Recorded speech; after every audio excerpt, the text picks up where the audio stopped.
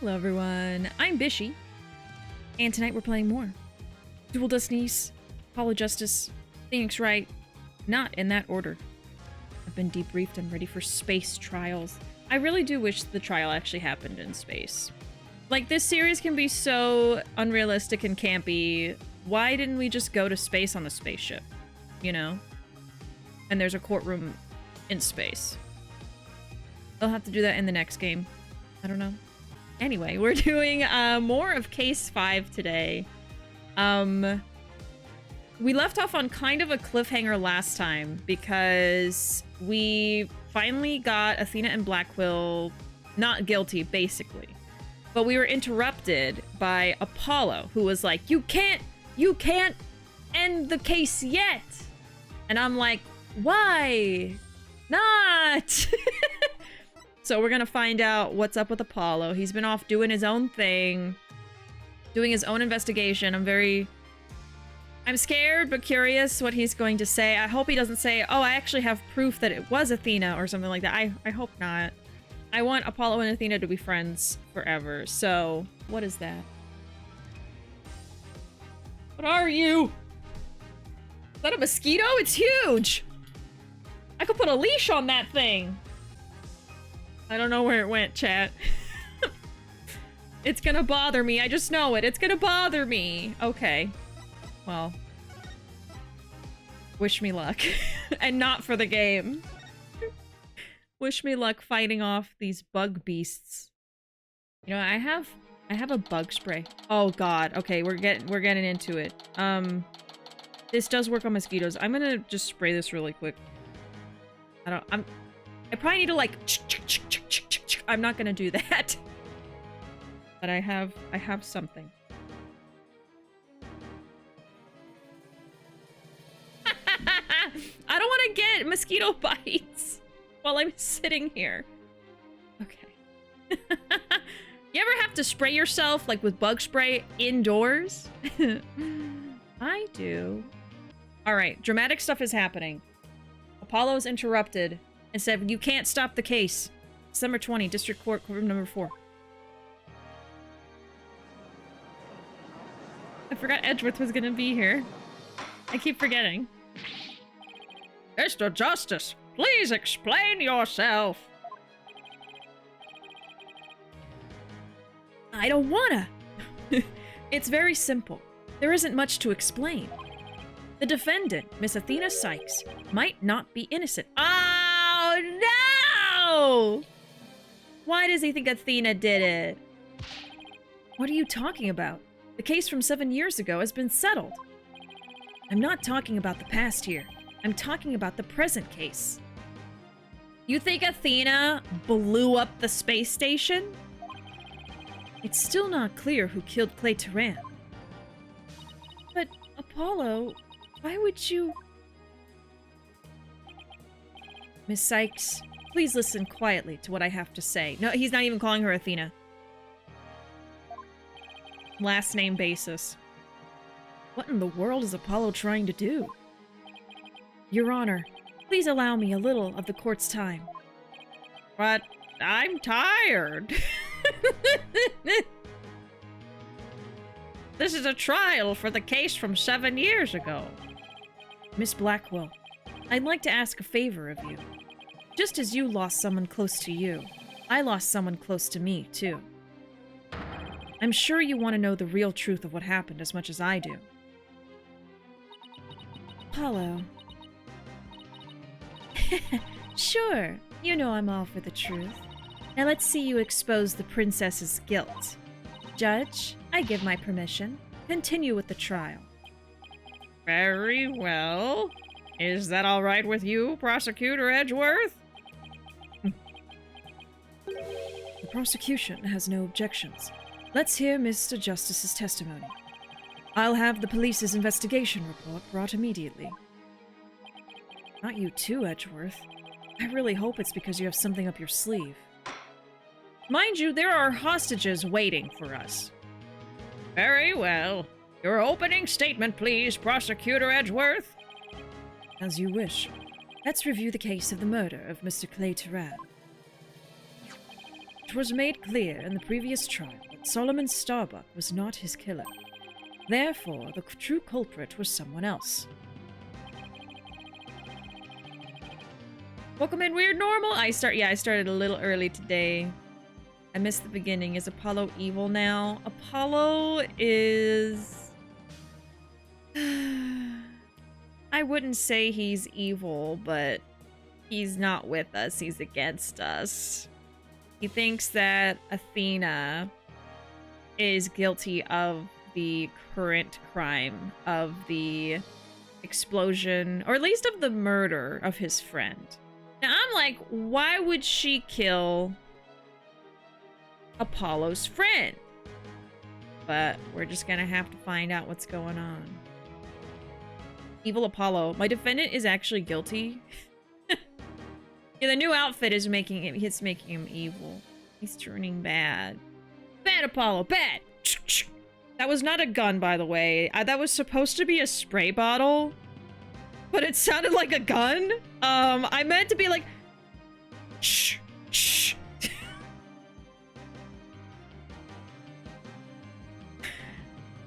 Okay, on that day, this culprit waited for the astronauts in boarding lounge 1. When the two men made their escape out of the space museum, the killer attacked Mr. Turan with the same type of knife that was used 7 years ago. Okay, and the same type of knife. It's just a knife lying around in the building. You guys have like 100 of them. That doesn't mean it was her. The murderer then escaped into the space museum. Next, Director Yuri Cosmos switched the launch pads. After that, the culprit exited the space museum and escaped via boarding lounge 2. Therefore, this trial must make clear who Mr. Turan's true killer was. In other words, we must discover who it was that escaped through the space museum that day. Thank you, Prosecutor Edgeworth. Mr. Wright, is the defense ready? Yes, Your Honor. I better rearrange my evidence. Okay, got rid of stuff we don't need. Now then, Mr. Justice, your testimony, if you please.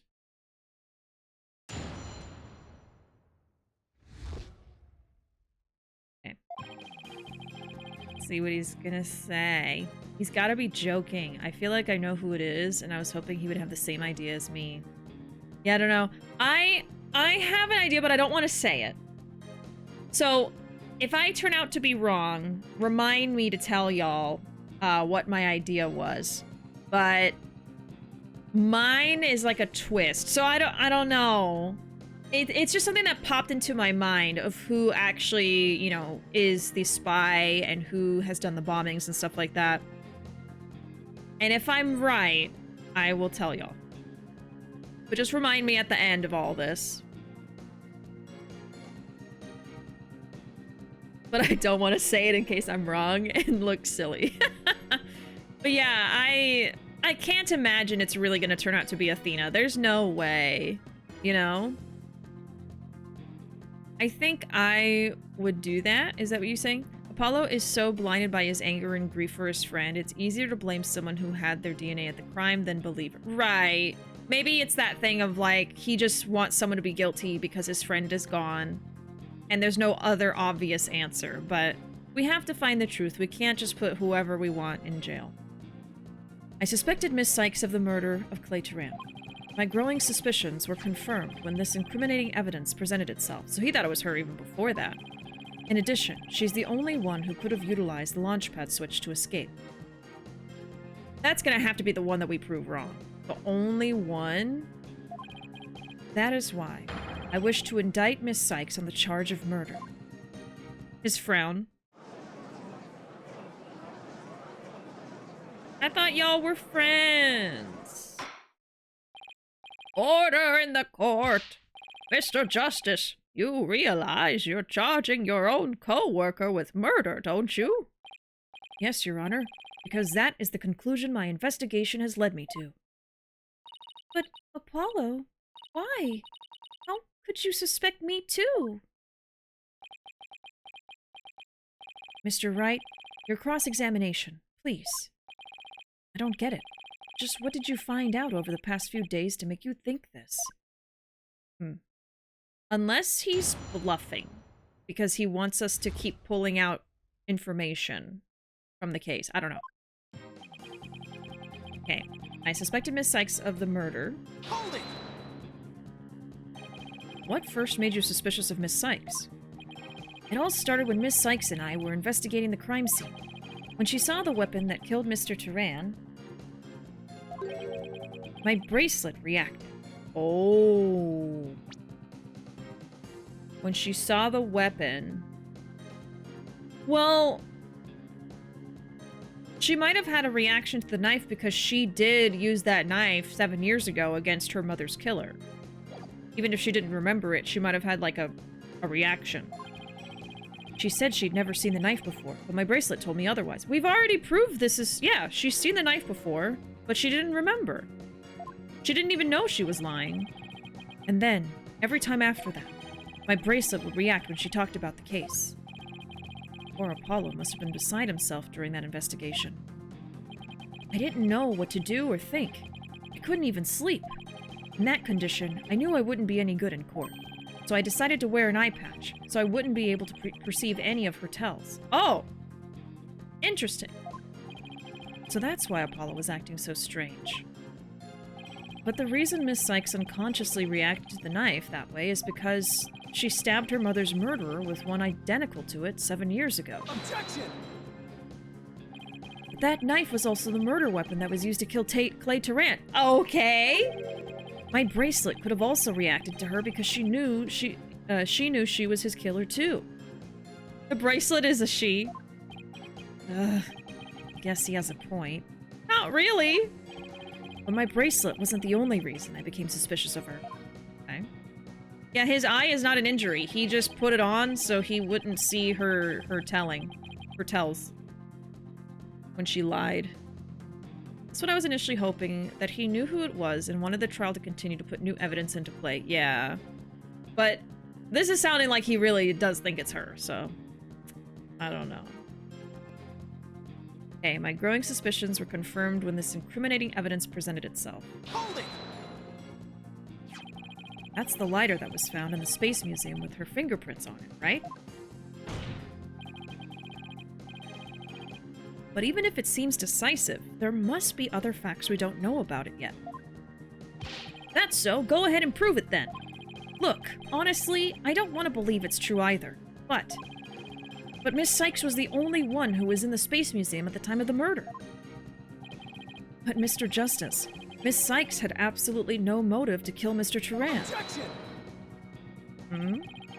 7 years ago, Miss Sykes lived at the Cosmos Space Center. It wouldn't be strange if she had some kind of connection to it. Besides, people sometimes kill for motives we can't even imagine. I don't know why she killed him, but I'm pretty sure she did. I know you've seen plenty of cases like that in your own career, Mr. Wright. I still can't believe this. How can you actually suspect Athena, Apollo? Objection, conjecture, oh! Every line out of everyone's mouth is conjecture. Like, sometimes they'll call it out, but it's like everything they say. I feel like.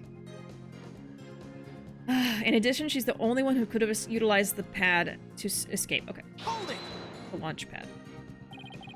Isn't it possible that somebody else used the same escape route? I'm afraid not, Mr. Wright. Why not? Recall there is a security camera in Boarding Lounge 1 aimed at the launch pad door. It's the same camera that captured Mr. Turan and Mr. Starbuck. But there's also another security camera in Boarding Lounge 2. It recorded Mr. Turan's killer, or rather, Miss Sykes, coming out of the Space Museum. Camera in Boarding Lounge 2. This is the first I've heard of it, but it makes sense. Athena said she had snuck into the Space Museum the night before the incident, and then was overcome and passed out until around noon the next day. I was out until about noon of the next day. I didn't even know about the explosions. When I woke up, nobody was around, so I just went out into boarding lounge 2. That must have been when the camera captured her, and that's what made Apollo suspect her even more. But wait a minute. In that case, it most likely recorded the true culprit as well. Objection! That's a negative on that one too, Mr. Wright. In the footage taken after the incident, Miss Sykes is the only one who appears. Ooh, not looking good, girl. It's not looking good for you. Okay.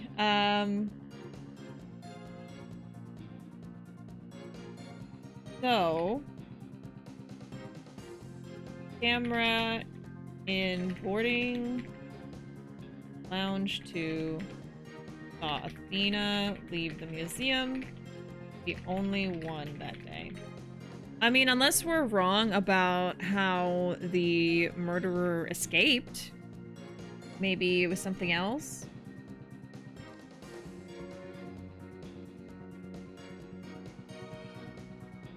Or maybe they left after or the next day. I don't know. I've been watching Trigun recently, and if these games ever get full voice acting, I would fan cast Johnny Young Bosch as Apollo. He reminds me of Vash when he's serious. Ooh! I think that would be a great casting, yeah. I agree. What? Why?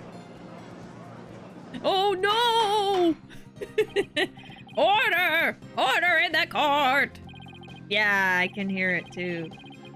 That can't be. But if it is, then it is incredibly incriminating. Wasn't it you who proved in the previous trial that the way the true culprit escaped was via the Space Museum after the pads had been switched? Well, maybe I was wrong. The fact you previously proved turned on its ear, leaving your client high and dry. I must say, that is vintage Phoenix Wright. He's so sassy. I would cast Bishi as the judge. Why, thank you. I really, my favorite character to voice is the judge. It's so fun. I love doing my, like, old person voice. It's very silly. I feel like I have a lot of fun with the old person voice, and then people like when I do, like, little kids' voices, too. Hi, I'm the judge. I aged down, like, 100 years. I'm like Benjamin Button. Welcome in, broski. I wish they would. The Ace Attorney anime wasn't that bad. Yeah, I still need to watch it. I think that I've seen... I might have watched a few episodes, but then people told me, okay, don't watch too far because then you're gonna get spoiled for, like, the rest of the series, so... I either watched up to that point, or I was like, oh, I'll just watch the anime when I'm done playing the games. But it's taking me a minute, you know? Okay, that is why I wish to indict Miss Sykes. Hold it! Believing in your client. Hold on. I'm gonna get this bug. I'm gonna get it. I'm just gonna spray it with, like, the off spray. I swear. I keep seeing it flying. I'm determined. A predator with its prey. I really love your kid voice. Noah's VA is good. She don't hit like Bishi does. Aw, thank you. I appreciate that. If I had the opportunity presented to me, I would totally, like, voice a kid character in something. This bug is doomed! Welcome in, Oni. Yeah, it is! As soon as I see it, it's so small.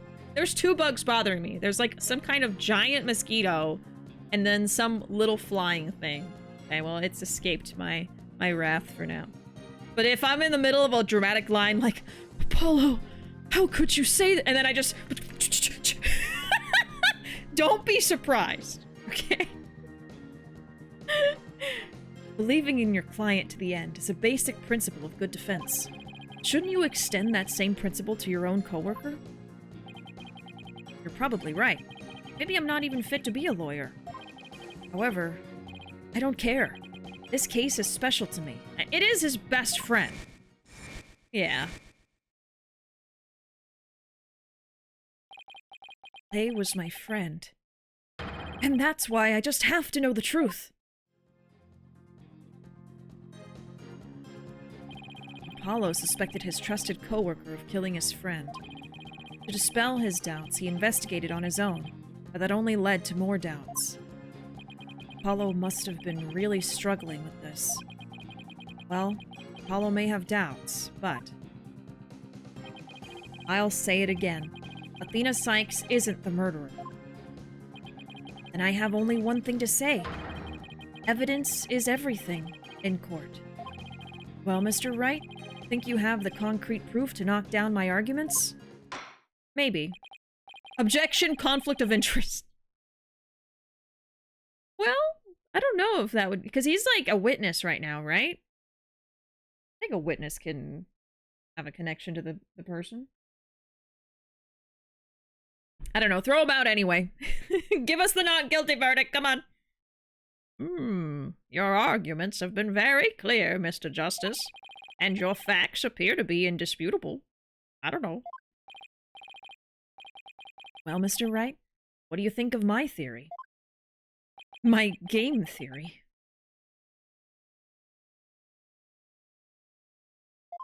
Didn't like it. It looks like not even you can deny it. Miss Sykes was the only one who used the only possible escape route. Under these circumstances, there can be no other suspect but the defendant. Unless... Think there was an alternative escape route? Is that what you think, Mr. Wright? That is what I was thinking. Is that what you think, Mr. Wright? Is that what you think, Phoenix? Was there an alternative escape route? There has to be. Yes, of course there must have been. Just don't ask me what. You're just bluffing again, aren't you? Yeah! Yeah, I am! Me? Bluff? No way! He knows me too well. Is that what you think, Bishi? I don't know, man! It's all I can think of. It's fine, Mr. Wright. Even a bluff would suit me just fine. As long as you can clear up this doubt inside me. Wait, so is that what this is all about? I want to believe in Athena. I really do. But what is faith without doubt? That's why I need to question her guilt. So that once the truth finally comes out, I can really fully trust her. Okay. He doesn't want to suspect her. But he can't help but to suspect her because of what he's seen. So, he does not hate her. He's not out to get her. He's just like, I have doubts about you and I need to know the truth 100%. So that you can really trust me? Seems your junior partner has just showed us what trials are truly all about. I believe you're right. I like this track. We prosecutors painstakingly question every detail in pursuit of the defendant, while we lawyers believe in and defend our clients to the end. I need laser eyes. I need laser eyes. He keeps taunting me. You're not gonna get me! Oh, you're not gonna get me! Hi, Bishi! Bye, Bishi! That's what it's doing to me. It literally, it'll fly like right here. When I get you! When I get you! I'm just waiting for it to land on my light. And it's over. I just spray my mic? No.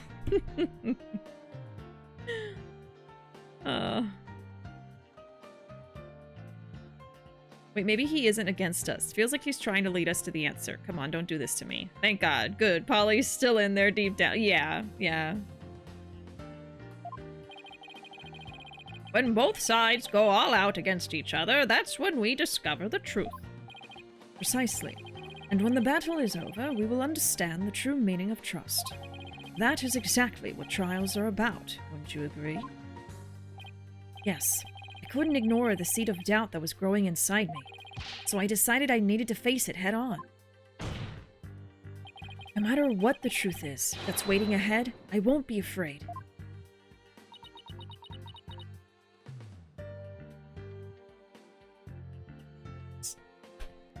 I'm gonna turn to a cat. It's every time I keep talking.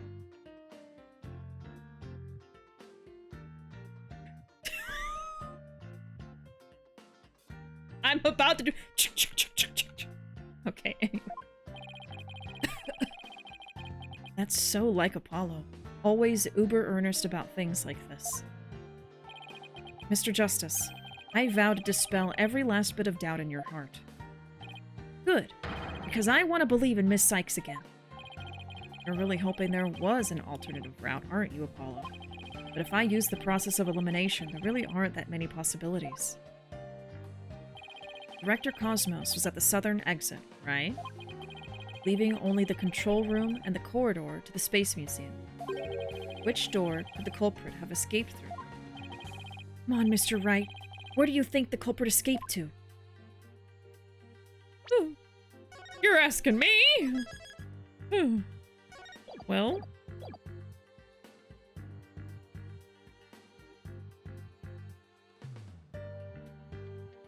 What if he just walked past the director? You know? I don't know. The only person that can get into the control room is the director. So, unless they swiped his ID at some point, I could say that. If I say the corridor still, which is the original idea, then maybe we would be trying to say something like, oh, they did go through here, but then something happened before the area got flipped around. You know, there'd be some kind of, like, weird alternative theory.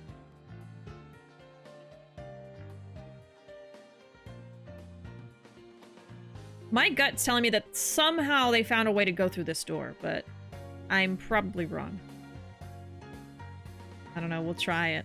Welcome in, Zoe. Welcome.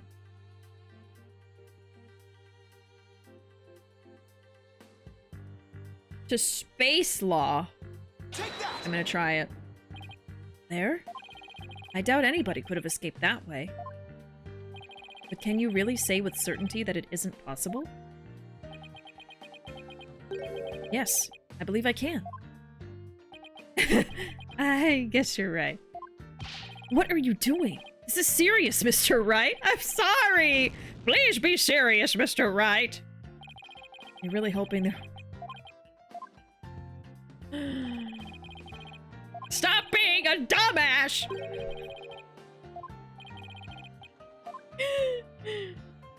Control room? Take that! No. So we're still gonna say the original way. Damn. I wasn't expecting that. I was like, I guess we could think of some kind of alternative thing. I guess it's like, look, there's a person at the bottom there, and then the top route, only the director could go through. So your only option is to continue saying the corridor. Take that! They really only could have escaped the corridor to the Space Museums. Okay, so we're gonna do a spin on the original theory then. All they had to do was use the unconscious Mr. Starbuck's prints to get through the door. Objection! It appears that all you're trying to establish is Miss Sykes' guilt. If the culprit used that route, the only exit would have been into boarding lounge 2. Well, maybe we're wrong about that. The logical conclusion of your argument is that the killer is none other than the defendant. Ugh. I knew it. That's the only way it could be, huh? If If the culprit escaped into the corridor that leads to the museum, then I guess it's true. The only exit would have been into Boarding Lounge 2. But Miss Sykes was the only person captured by the Boarding Lounge 2 security camera. I investigated the crime scene thoroughly. But the only place the culprit could have escaped to was the Space Museum corridor. There weren't any other secret corridors or anything. That leaves us with no other conclusion to draw but that Athena Sykes was the culprit. What could the answer be? Was there really no other escape route? But, hold on a second. What if... Huh?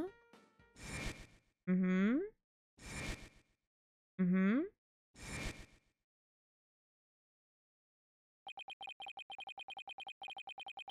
Right, there were leaves. Where did those mysterious leaves we saw in the corridor come from? Yeah. What if they're a clue to the culprit's real escape route? I think it is possible the culprit escaped into the museum, but then came out using a route other than into Boarding Lounge 2. Oh? Launchpad 1 and the Space Museum were switched after the bombing, meaning the Space Museum corridor was moving along the rail at the time. Which is exactly when an alternative escape route opened up for our culprit.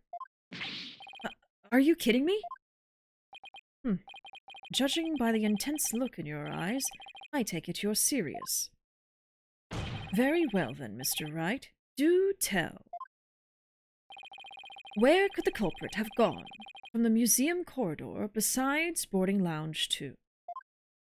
Well, it was like this, right? The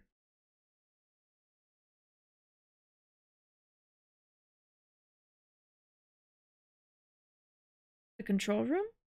No. Where did we see those leaves? Hold on, let me go find my notes. Alright. Leaves on the floor leading to the rocket. Okay. So, was that here? And then in the corridor we saw the little pods. Was it actually... Wasn't it the Space Museum hallway, actually, that we saw the leaves? I'm pretty sure it was. Leaves were here. So what are we trying to say here? Where did those leaves in the corridor come from? Real escape route. The culprit escaped into the museum, but then came out using a route other than into Boarding Lounge 2. Okay. The corridor was moving along the rail. Where could the culprit have gone from the corridor besides Boarding Lounge 2? So those little corridors scrunch up as they move along. Would it just be outside? I mean, did they just like jump out of the door? Or do we want to say specifically, oh, they went into a specific room? We haven't seen the control room.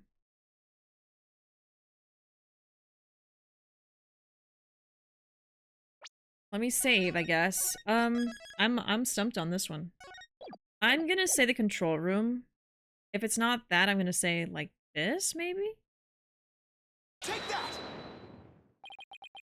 I see. So you're saying that the Space Museum corridor leads to a spot somewhere in your head? What must it be like being Phoenix Wright? What? After all, this alternative escape route seems to exist only in your mind. Well, I think I have a beautiful mind. Perhaps we'd better shut the security door on that corridor tightly, so that your ridiculous delusions don't seep out onto us. Yes, shut it and lock it too! And while you're at it, pop it! and drop it. And then lock it. So that you can pop, then lock, and drop it. Said in the wrong order. Launchpad 1 and the Space Museum were switched after the bombing. Corridor was moving. Yep.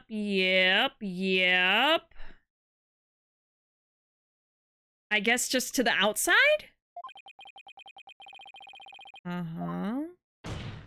The leaves are from outside, I guess. Okay, let's see. Fine. Just don't exhaust all of your mental capacities while you're at it. Pop, lock, and drop it. Yeah. Just outside. Take that! Ooh, it is just outside. Okay. I did think it was just to outside. I should have just tried that first. I felt weird just clicking outside the bounds of the building. I was like, really? But I was right. I should have just done that. Damn, it is that serious. Edgeworth is a little bitch, and I kind of love that. Oh, I love Edgeworth. He's so sassy. I would get so annoyed with him in the first game because he's like 10 times worse in the first game, in the trilogy, because he is just constantly like, oh, you thought you had the answer. Actually, I have an updated autopsy report that proves you wrong. You know, just, oh my god. But it's like, it's almost like an enemies to lovers thing. Like, you start off not liking him, and then you love him. You love him by the end of it. He's great. The music, low-key, kind of sounded like 1,000 miles to me. And I would walk 5,000 miles if I could solve this case tonight. Okay. We found something odd while investigating the museum corridor this afternoon. Namely, a few dead leaves on the floor.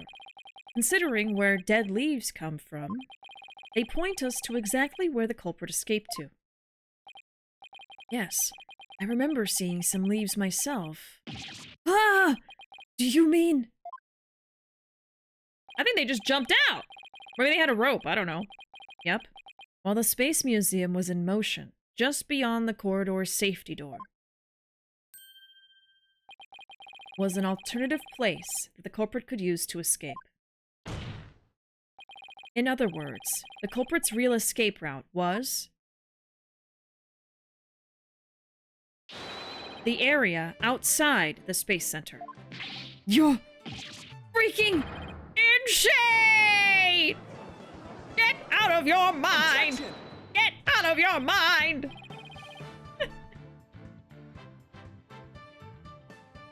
From the window to the wall!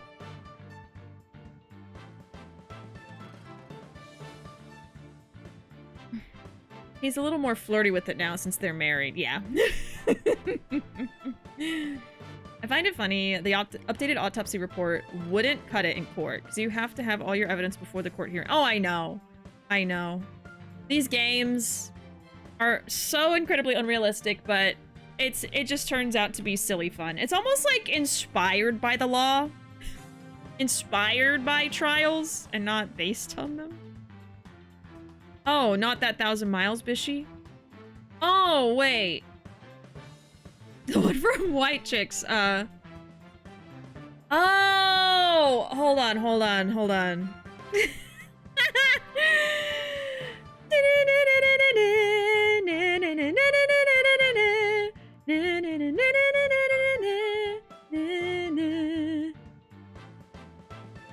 I still don't know.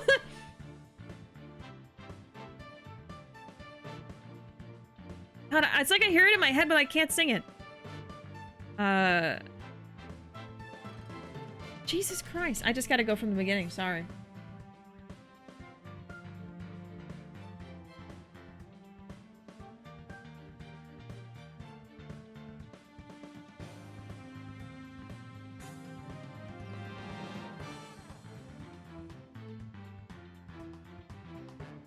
It doesn't help this music's playing in the background.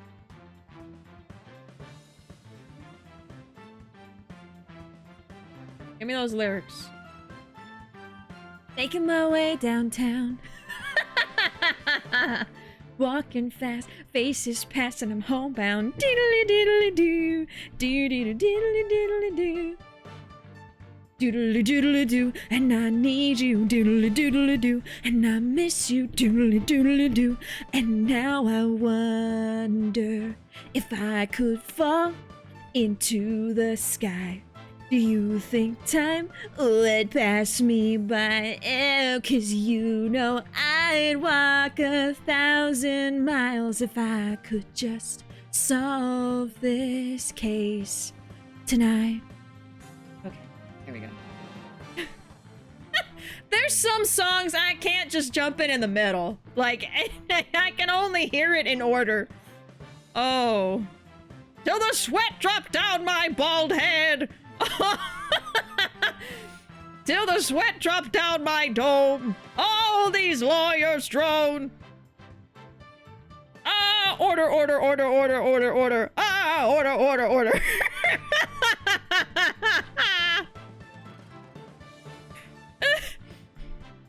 I mean, I don't know. It might be like this in Japanese courtrooms.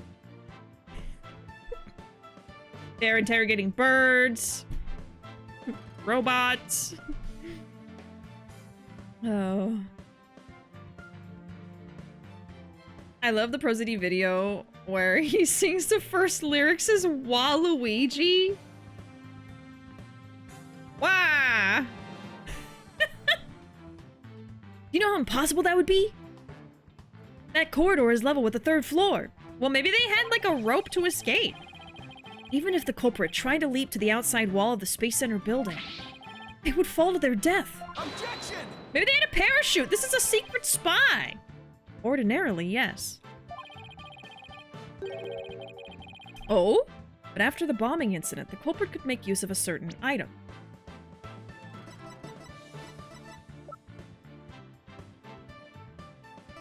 Emergency ladder? And what item was it exactly, Mr. Wright? All right. This is what the culprit used to leap to the outside wall of the main building. Oh.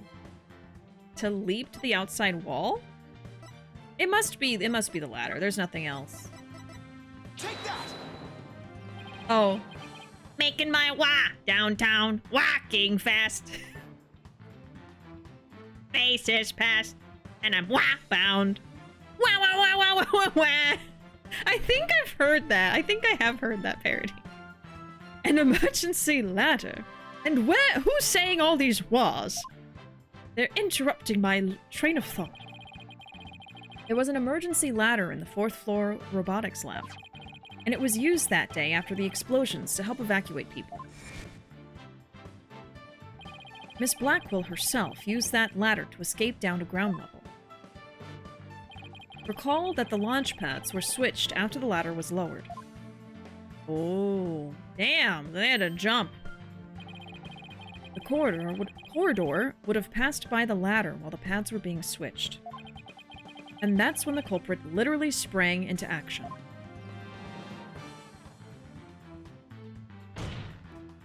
And leapt onto the ladder. What? Who would have imagined? Who would have thought that? Order! Order in the court! Well, an alternative escape route seems to have emerged. Which means someone other than Miss Sykes could have been the culprit, right? Objection! Making things up on the fly in an attempt to sway the court again, are we, Mr. Wright? Your theory has so many holes, it puts Swiss cheese to shame. All right, then. Name one. I have here detailed information about the Space Center. According to this, the distance between the museum corridor and the main building during movement is a full 20 feet. 20 feet? You're pulling my leg, right? No, I'm pulling your 20 feet. In addition, the corridor is 3 doors from the ground, or roughly 50 feet. What's more, the culprit would be leaping to a precarious place, an unstable ladder. Light work for a spy. Yeah, a spy can parkour. Maybe he had a super spy gadget belt. You know? Human beings feel fear in dangerous situations. It's a basic survival instinct. I know what's wrong with this sentence. I already know. I remember.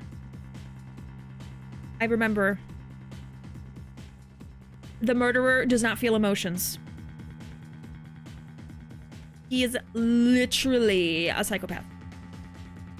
He does not feel emotion. He does not feel fear. I remember. I sure do. Welcome in, Fox. So, how's your 20 feet doing, right? Wink, wink. Damn, it's 20 feet long. Oh, Lord. It's a basic survival instinct. Bishi member. Yes, I remember. An ordinary person would certainly hesitate before jumping. It's a cryptid. The spies are cryptid. It's Mothman. Or even freeze in fear and not jump at all. Objection! But the culprit had just murdered someone. They weren't in an ordinary state of mind. Objection! Nevertheless, why would they have taken that kind of risk? They could have waited for the switch to be complete and escaped to boarding lounge 2. Objection! Because there was a security camera in boarding lounge 2. The culprit knew they would be recorded if they left the Space Museum that way. Objection! In that case, the culprit could have hidden in the museum until things settled down, and then blended in with the other people after the museum was opened. Okay, that's a good point. But you claim that despite all of this, the culprit took a 20-foot death-defying leap, and all in the brief moment the corridor and ladder passed by each other? That's also a good point. They would have needed a running start while the corridor was moving to make that jump. If their timing was off, or if they couldn't jump far enough, it would have been instant death. What kind of person would attempt something like that? A psychopath? Stop bringing up good points, Edgeworth. This true culprit of yours is nothing but a figment of your imagination. Why do you always have to point out every flaw? Oh no, Mommy and Daddy are fighting. Mommy and Daddy are fighting again. Mr. Edgeworth's right. That does sound pretty insane. The culprit would have to be someone who feels no fear, like a stuntman. Or a psychopath. But everyone feels fear on some level, right? Unless... Wait a minute. Huh. I've got it this time. I can prove that there is someone who could have used this alternate escape route. Oh, can you now? This proves the possibility of a person who could have used this escape route. Take that! What's that, Mr. Wright? This is a certain person's very interesting psych profile. The subject doesn't experience feelings like normal people do. In other words, this person doesn't feel happiness, sadness, or fear. Doesn't feel fear? Right. You can't be serious. Without the constraint of fear, he could easily do what an ordinary person wouldn't dare.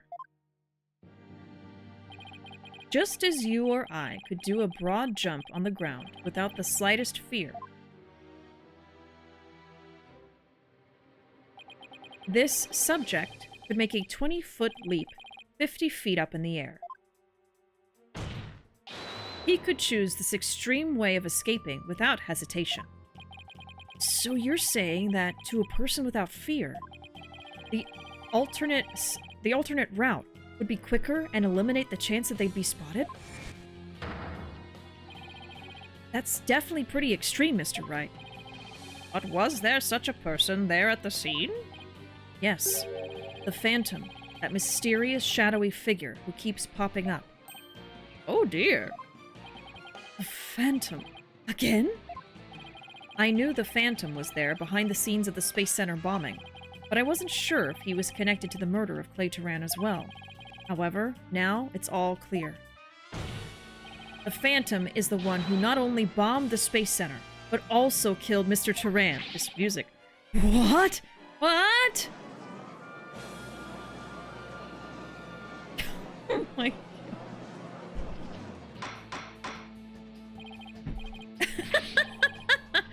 Order in the court! Order in the chat! Order in the chat! Mr. Wright, please continue. Ruuuvo coming in, making it worse. Yeah, order! Chaos! Chaos! Bunch of horn dogs in here.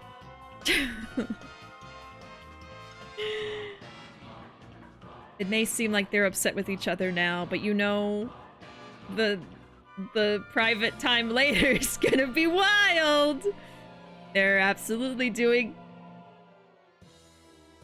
the stuff you do before private time, mate, no doubt.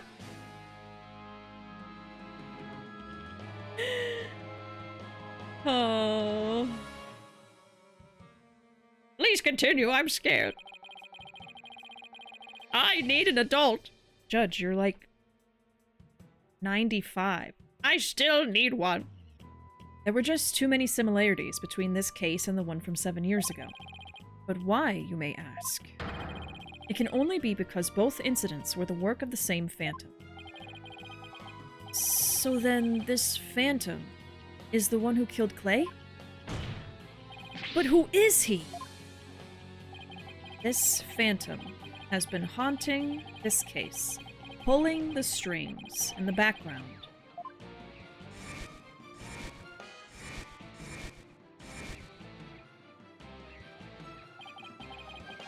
Who could this unidentified international spy be? You better not ask me to pick someone. Right. This escape route must have been a part of the Phantom's plan from the start, as was tricking Director Cosmos into switching the launch pads. The bomb on the second floor was meant to make the elevators and stairs unusable. That's why he gave advance warning and planted the bombs where he did. Yes, I think you're right. But it doesn't explain this one last thing. I know this music. And a lawyer and an attorney battle each other a lot and love each other very much. Oh, a lawyer and a prosecutor. Yeah. A lawyer and an attorney. So I lowered my emergency ladder like the detective leading the evacuation told me to. But it was such a pain. Why couldn't they have used the ladders in the other rooms?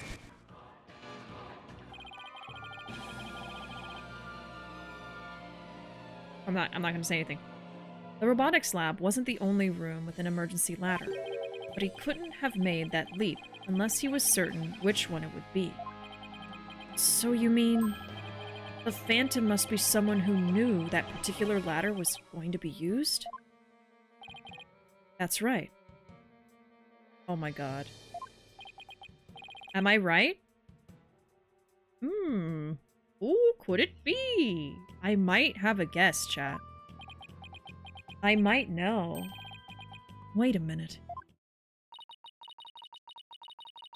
So I lowered my emergency ladder like the detective leading the evacuation told me to.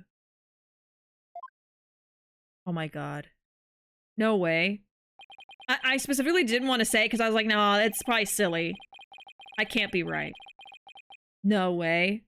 Miss Blackwell lowered the ladder after being told to by the detective leading the... Ah! No way. You've got to be kidding me. Did you figure it out right? Do you know who the Phantom is? Yes, I do. Who is it? Who killed Clay? Oh my god. Our mystery spy, known as the Phantom, is none other than... I have chills. I have goosebumps. No. Oh my god, it's him! I knew it! Oh my god! After the explosions, a member of the staff crossed paths with a certain detective. Oh my god. Okay, I didn't tell y'all beforehand, but I literally, like, over the weekend, I was just talking to Ruuuvo to catch them up on the case. And talking about the case, I just suddenly got, like, this, like, you know that scene from Akira where he's just like, ah, Akira, ah! That's what happened to me. But with this character just popped in my head, I'm like, oh my god, what if he's the Phantom? I even told Ruuuvo, I was like, this is just a crazy twist if it's actually real, but I'm just gonna tell you. So Ruuuvo can verify. I thought of this over the weekend. No. Oh my god. The himbo. It was the himbo all along. No. I was on duty on the 4th floor. It was quite the madhouse, I tell you.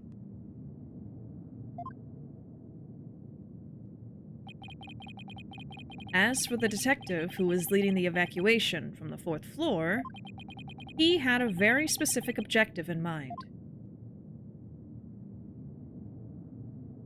So, I lowered my emergency ladder like he told me to.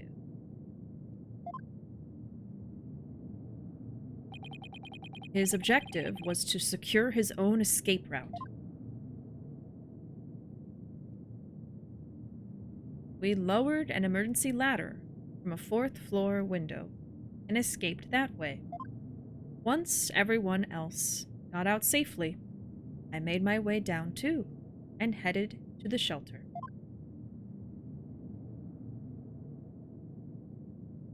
I can't even explain why I suspected him all of a sudden. It's just like, as I was running through, like, the last episode, the last stream, and what happened and all the information that we got. Okay, you know why? You know why? Because every time... Okay, this is why. I suspected Fulbright because when I was telling Ruuuvo about the case from 7 years ago, I was talking about how the first people on the scene were police. And one of those people was the Phantom. We confirmed that last time. Because that person was able to come and bring the coat back and plant it at the scene. So I was explaining that part. And then all of a sudden I got a brain blast and I was like, oh my god, who's a police person that we know right now? It's Fulbright. And that's when I started thinking, oh my god, that would be such a twist. And I was like, nah, that can't be real. But I told Ruuuvo anyway, just in case. I was like, it could be him, but I don't know. Oh my god. This is a detective you all know. He's even the lead detective on the current case. And what a perfect place for a spy to be. He appears to be a very emotional man, but his psych profile says he is without emotion. Take that!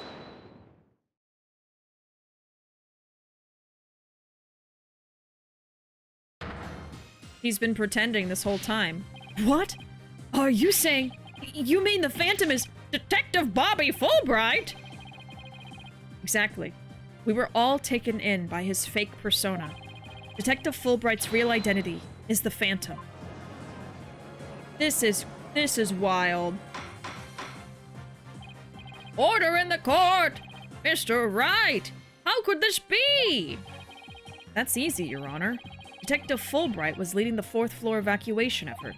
Our first clue is that he made no attempt to have any other ladder put to use. Oh. The ladder in the robotics lab is the only one he ordered to be lowered. The second is that he directed everybody to the basement shelter via this ladder. Verily, It was all a part of his plan to create an escape route.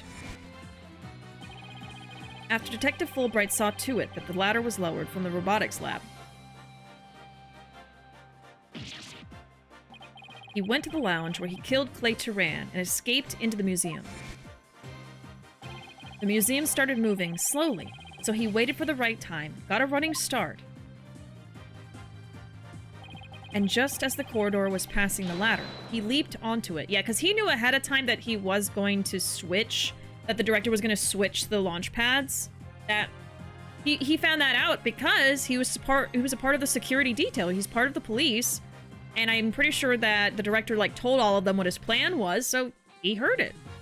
Just as the corridor was passing the ladder, he leapt onto it. I don't believe it. That addle-pated detective did all that. Was it really him? I mean, all this time I thought... Sorry, we didn't catch your name. My name? I'm Bobby Fulbright, the heroic detective who defends our good citizens from evil. It just goes to show that when someone can't stop bragging about how good of a person they are, they're probably not that good. Because it means they have something to prove. The heroic detective who defends our good citizens from evil. The champion of justice who comes running whenever you're in need. And my catchphrase, it's in justice we trust. Then his concern for Simon was also all just one big act? He was fake! Fake! I swore to reform Prosecutor Blackwell and make him a valued member of society again. So I can't just sit by and watch him give in to his emotions and tear the defendant apart. That monster killed Clay? He had me completely fooled. Come to think of it, he is the one who brought that bloodstained lighter to court too.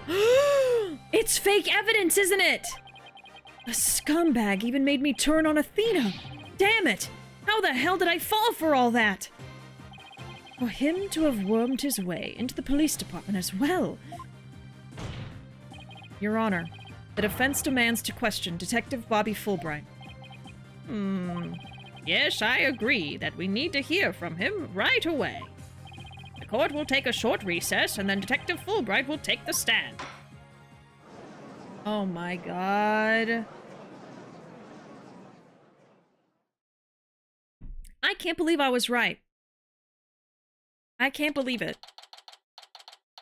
I'm actually dumbfounded. I'm like, I did not really think that was going to be true. He did put a shock collar on Simon. Yeah.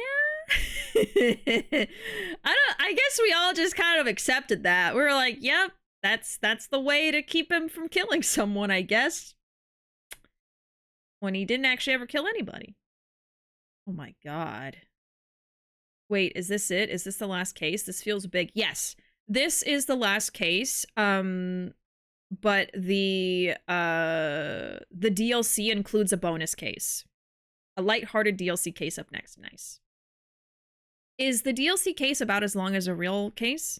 Or is it like a short, like 1-day thing, you think? I say more, but it's got, I won't say more, but it's got some sadness to it. Ooh. We love lighthearted with a little bit of sads. Do we need to remind you of your theory early? No, that was my theory. I was right. I was right. I really thought it was Detective Fulbright. This is like if Gumshoe ended up as the big bad. Exactly, yeah.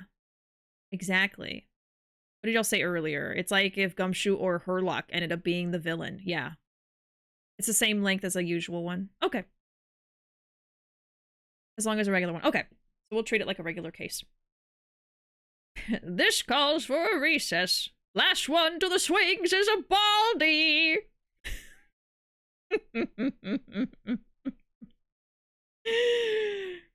I feel like it would take him like 30 minutes to get to the swings. Just, I'm almost there. Almost there. And then like a little kid gets to the swings first.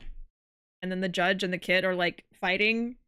But the judge is so old that the kid overpowers him and just like, eh. And then judge falls down and just like passes out. I don't know what I'm saying. Okay, I'm just gonna catch up with shit.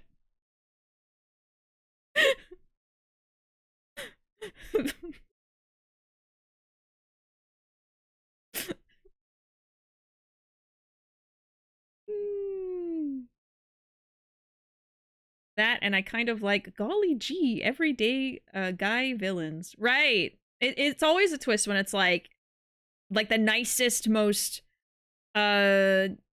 non-guilty looking person in the story is actually the big villain. He even did this, yes! I guess doing this means you're secretly evil. And I do that. Oops. Guys, I'm secretly a villain. I don't know. He's an... Oh my god, he's an American Psycho! Oh my god, it's Jason Bourne! It makes sense. He never really showed any other emotion except superhero to the rescue. Yeah, like everything he did was performative and fake, but to me, you know, with all the silly characters in the series, it didn't really like pop up any red flags, but my god. Oh yeah, we gotta see his breakdown. I don't know if we'll see it today. Well, we'll keep going. We'll see what happens. We'll see it when we're done. When we're done with all of it. I've been spoiled on a few things in the series. I'm so glad this wasn't one of them. Yeah, I haven't really seen anything from later games. I've only really been spoiled by people in chat. No one that's here. But I remember someone spoiled something for me in the Great Ace Attorney Chronicles for something that's not really shown until like the end of the 2 games.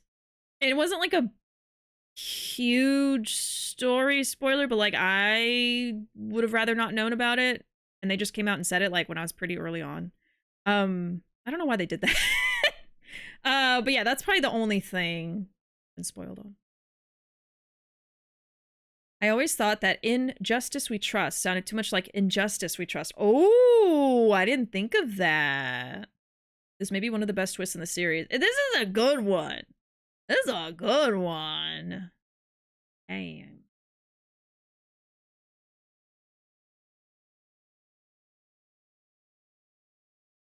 I need y'all to know how betrayed I was by this twist. I loved him. Yeah, I was, you know, even in my conversation with Ruuuvo, when I said that I think it could be Fulbright, I was like, but doesn't Zoe love that character? I was like, I feel like if he was actually a villain, Zoe wouldn't like him, so I don't know. So you got me. You got me. Your love of the character made me question myself, so there you go. That was the first thing I thought of when Bishi told me their theory. Yeah, we were talking about it because I'm like, oh, well, I mean, this secret villain, you know, this person that's played the games already likes a character. That was good. Love deceiving people through thirst. Hey, that I appreciate that. I appreciate that. That's so good. Because, like, if you were like, oh, yep, here's this character. I don't like him, and I'll tell you why later. You know, I'd be like, what? Why would someone not like this guy? He's just kind of like... And then it would make me think, oh, is he actually bad secretly? You know what I mean? So I do appreciate that a lot. Thank you for tricking me. Spoilers, this Ace Attorney game has a trial. I didn't know that. I remember that, and Anna booted them out. Yeah, because it was like, you know, why would you say something that's not really revealed until the end of the end of 2 games? I forget when they told me that, but I'm not going to say what it was because I don't want to spoil anybody. But it was basically something to do with a character, and like their personality, and you don't really know it until basically the very end of the whole story. And they just openly said it. Even though I'd never played the games before, so it's like, okay, why? Oh. Okay. Let's keep going. December 20, 5:13 p.m. District Court Defendant, Lobby number 5. Thank you so much, Mr. Wright. If it wasn't for everything you did, I... Don't thank me yet. We still have an uphill battle to fight. You got it, boss.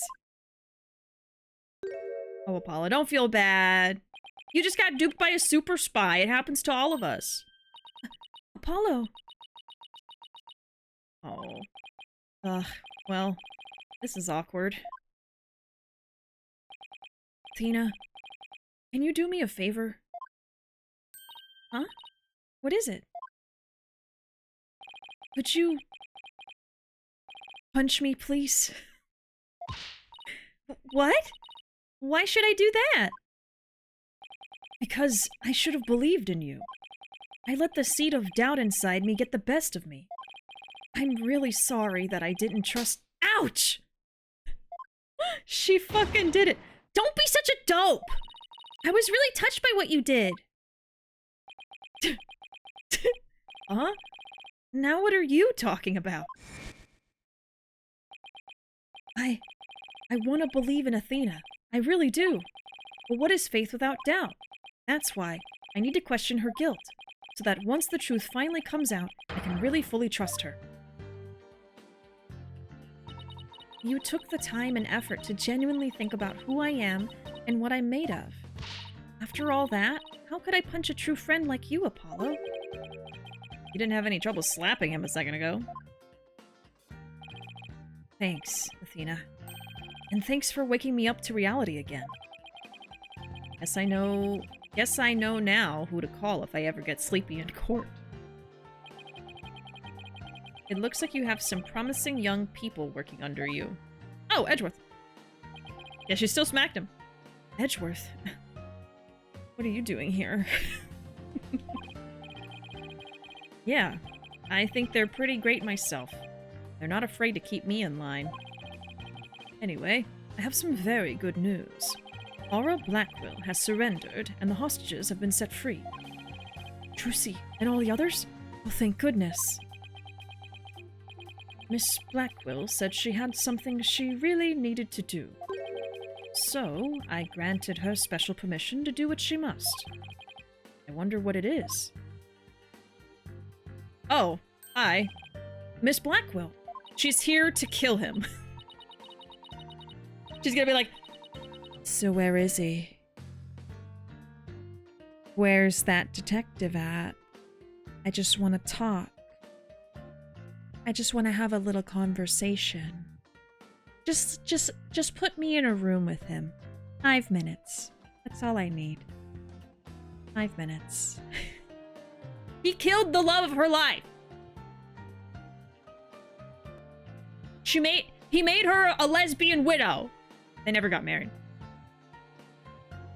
Her love. I didn't come to apologize, if that's what you're thinking. My actions are what allowed the truth of what happened 7 years ago to come to light. But I did come because I had something to say to all of you. A lesbian widow? Oh! A widow. Miss Aura. She'd better not be here to complain about something.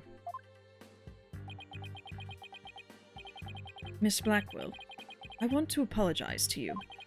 The fact that you couldn't trust the court system is our fault. Yes, it's true. The courts are filled with incompetent idiots. Still, I suppose I could let you handle the rest of this case for me.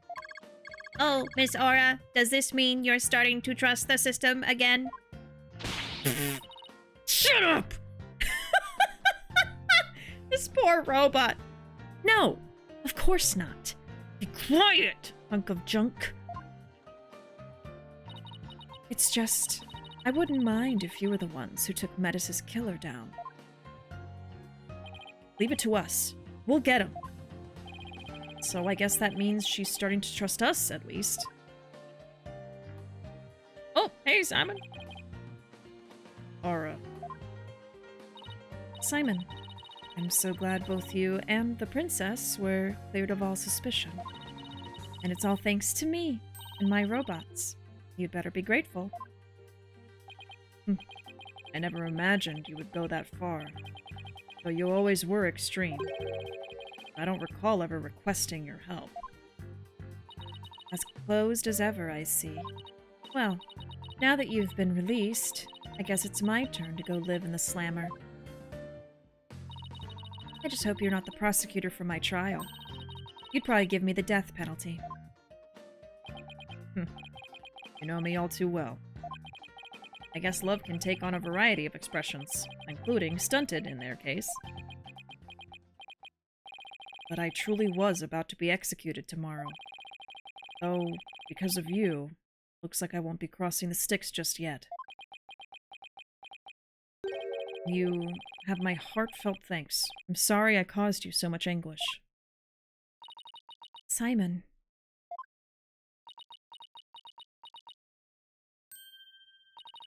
Oh!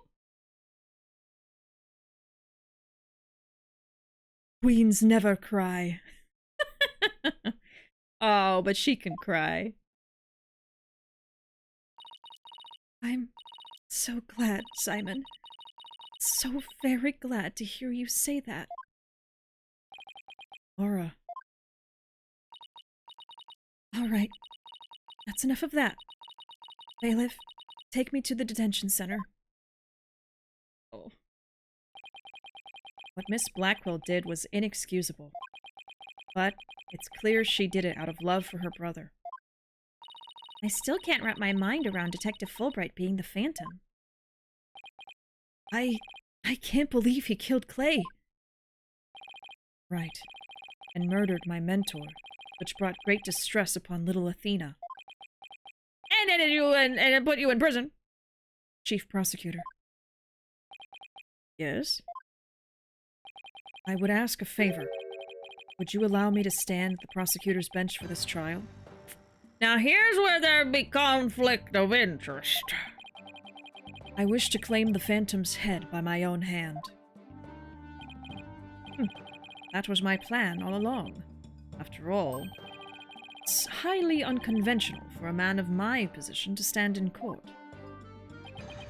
So wait, who's gonna defend him? Sir. The formal paperwork has yet to be filed, but you are hereby conditionally released. Please take the prosecutor's bench in your official capacity and uncover the truth by your own hand. I'm much obliged. Freedom! The day to part with these has come at last. Chief Prosecutor, would you... You were breaking out of those just fine before.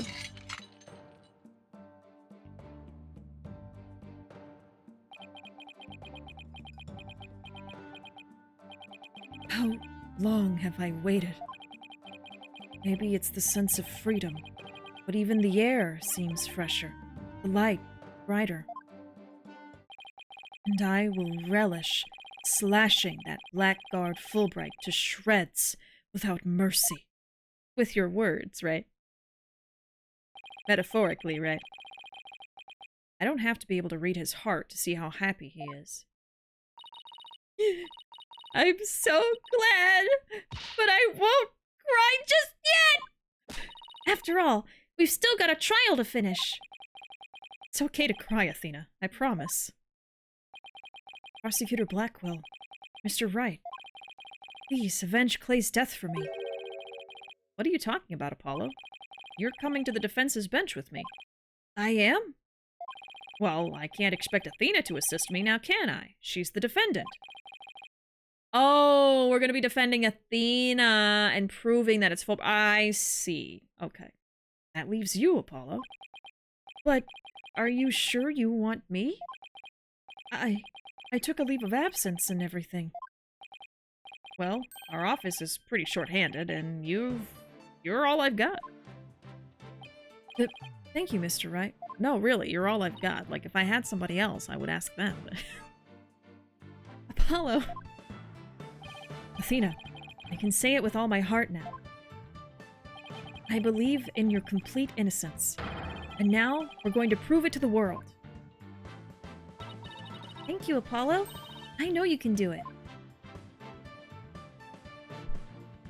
So, you won't be needing that eye patch anymore, right? Oh, yeah. Right, because I'm fine now. I'm Apollo and I'm fine!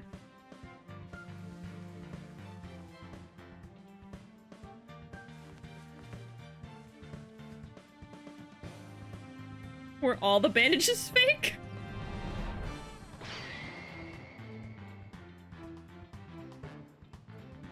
There he is. Now this is the Apollo I know. Welcome back, Apollo. It's almost time for the trial to restart, though it looks like you have things well in hand. Yep. I should head back to the prosecutor's office. I'll miss you. But why? I want to look into a few things. Namely, the first people on the scene 7 years ago, the facial data registered by the robot, and Detective Fulbright's background. Sounds great, Edgeworth. Thanks. So he's gonna be helping us from the background. I expect to be repaid with a victory, right? A little something else later. Now, if you'll excuse me.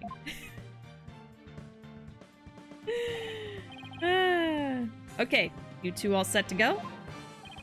You bet I am. Let's do this. He said, huh? No, he didn't. That was me. Sorry. He'll handle you later. This is it. The final battle. Oh, we might finish this today. He gives Phoenix a little peck on the lips before he leaves. Murder of Apollo's friend. Sorry. The courtroom bombing incident. We can't stop thirsting for 5 seconds. It's impossible. And the case that ushered in the dark age of the law 7 years ago. Destiny has called us to bring the one responsible for it all to justice today. To be continued. Oh, no? I thought it was going to be a to be continued. December 5:27 p.m. District Court Courtroom number 4. Well, what a good time for me to go take a little break. I'm gonna go do a quick BRB. I gotta get some more water. When I get back, we're gonna keep going. We might finish this tonight if this is really the end of it. If not, we've always got more time tomorrow because we'll also be streaming it again tomorrow.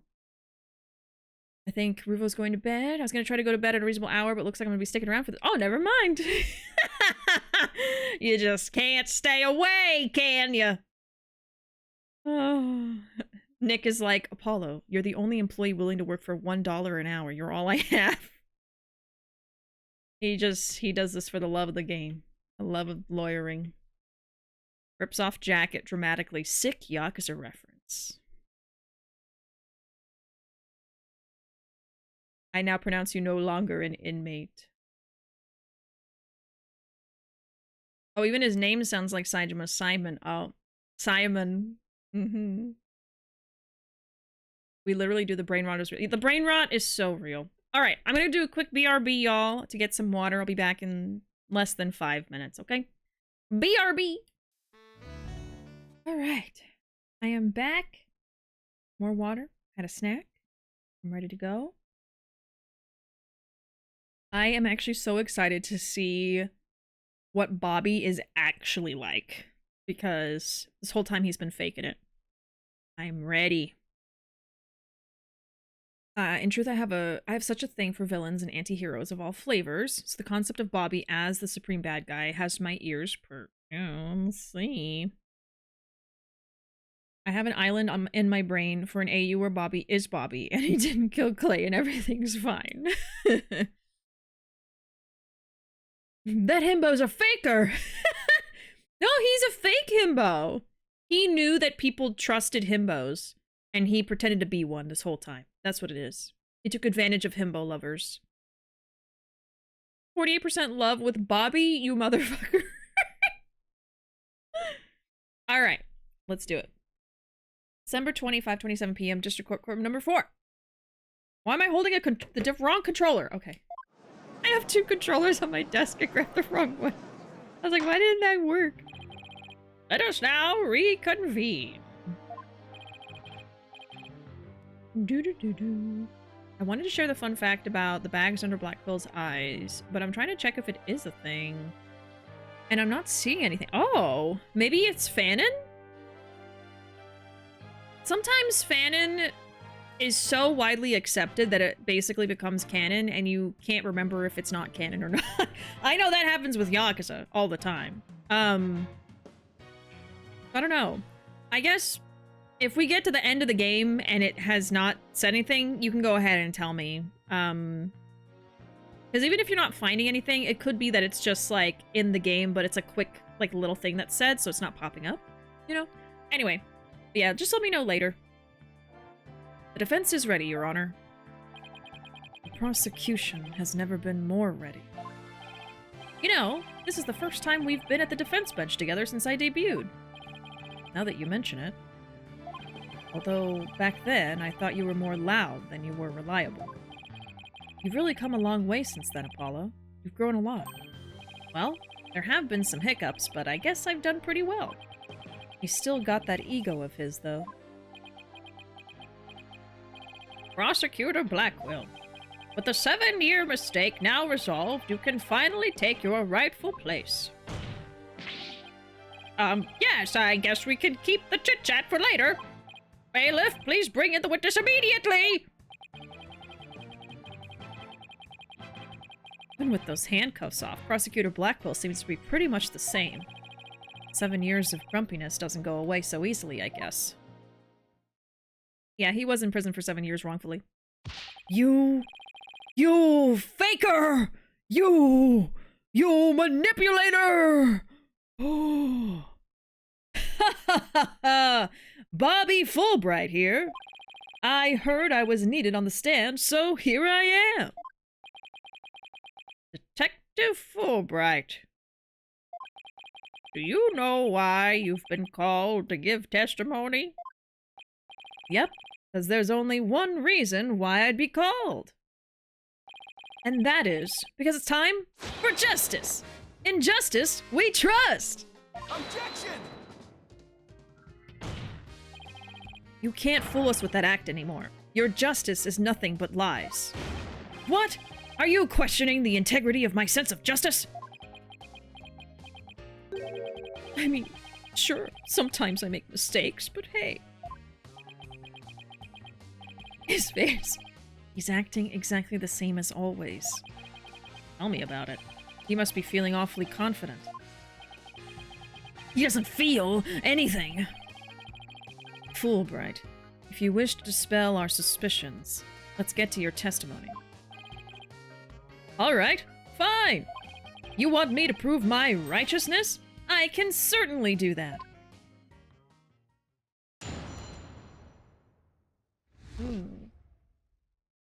The embodiment of justice. You know, we should have been suspicious when he wore those damn sunglasses and never took them off. Ever. Indoors, in the courtroom, all times, on. He doesn't want us to see into his eyes, for they are the window to the soul.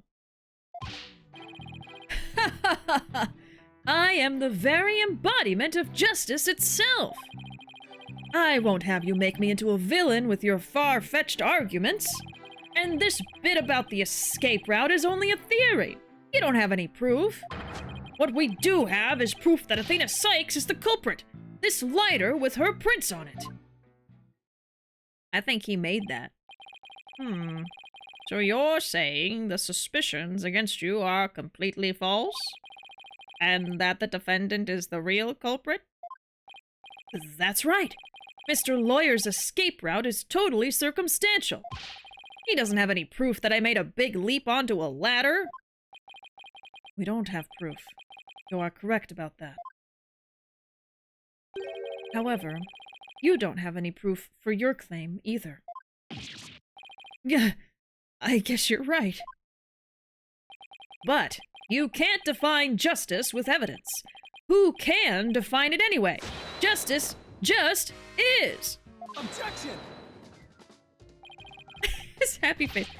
Don't make me break out a dictionary on you. Please, don't throw the book at me. Tell me the Phantom didn't just make me set up a stupid pun for him. Let's just try not to lose focus, alright? But my justice is crystal clear! What's not clear are your eyes! Wake up and smell the justice! Silence. When is he gonna do that pose and actually pull out a gun?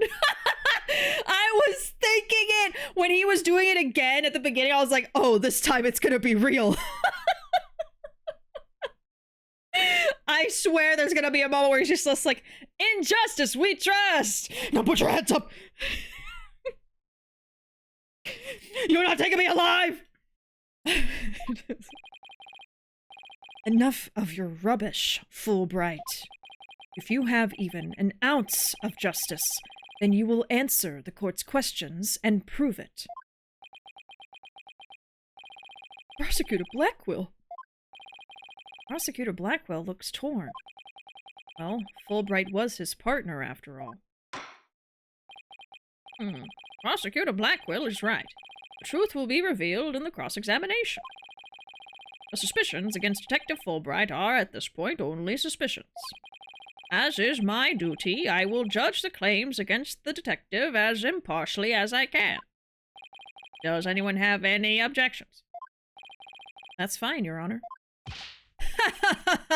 Now, ask away and don't hold back. Well, there don't appear to be any objections.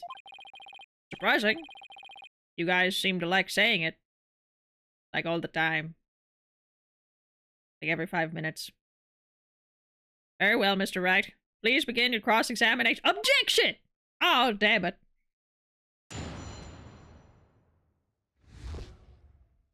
Fooled again. The embodiment of justice. Ah ha ha ha. I am the very embodiment of justice itself. Hold it. The amount of emphasis he puts on the term justice makes me think he has a Raz Al Ghul, Light Yagami, etc. idea of justice. Ah, like his own personal sense of justice. You keep using that word. I do not think it means what you think it means. Justice, what do you mean? He's right there.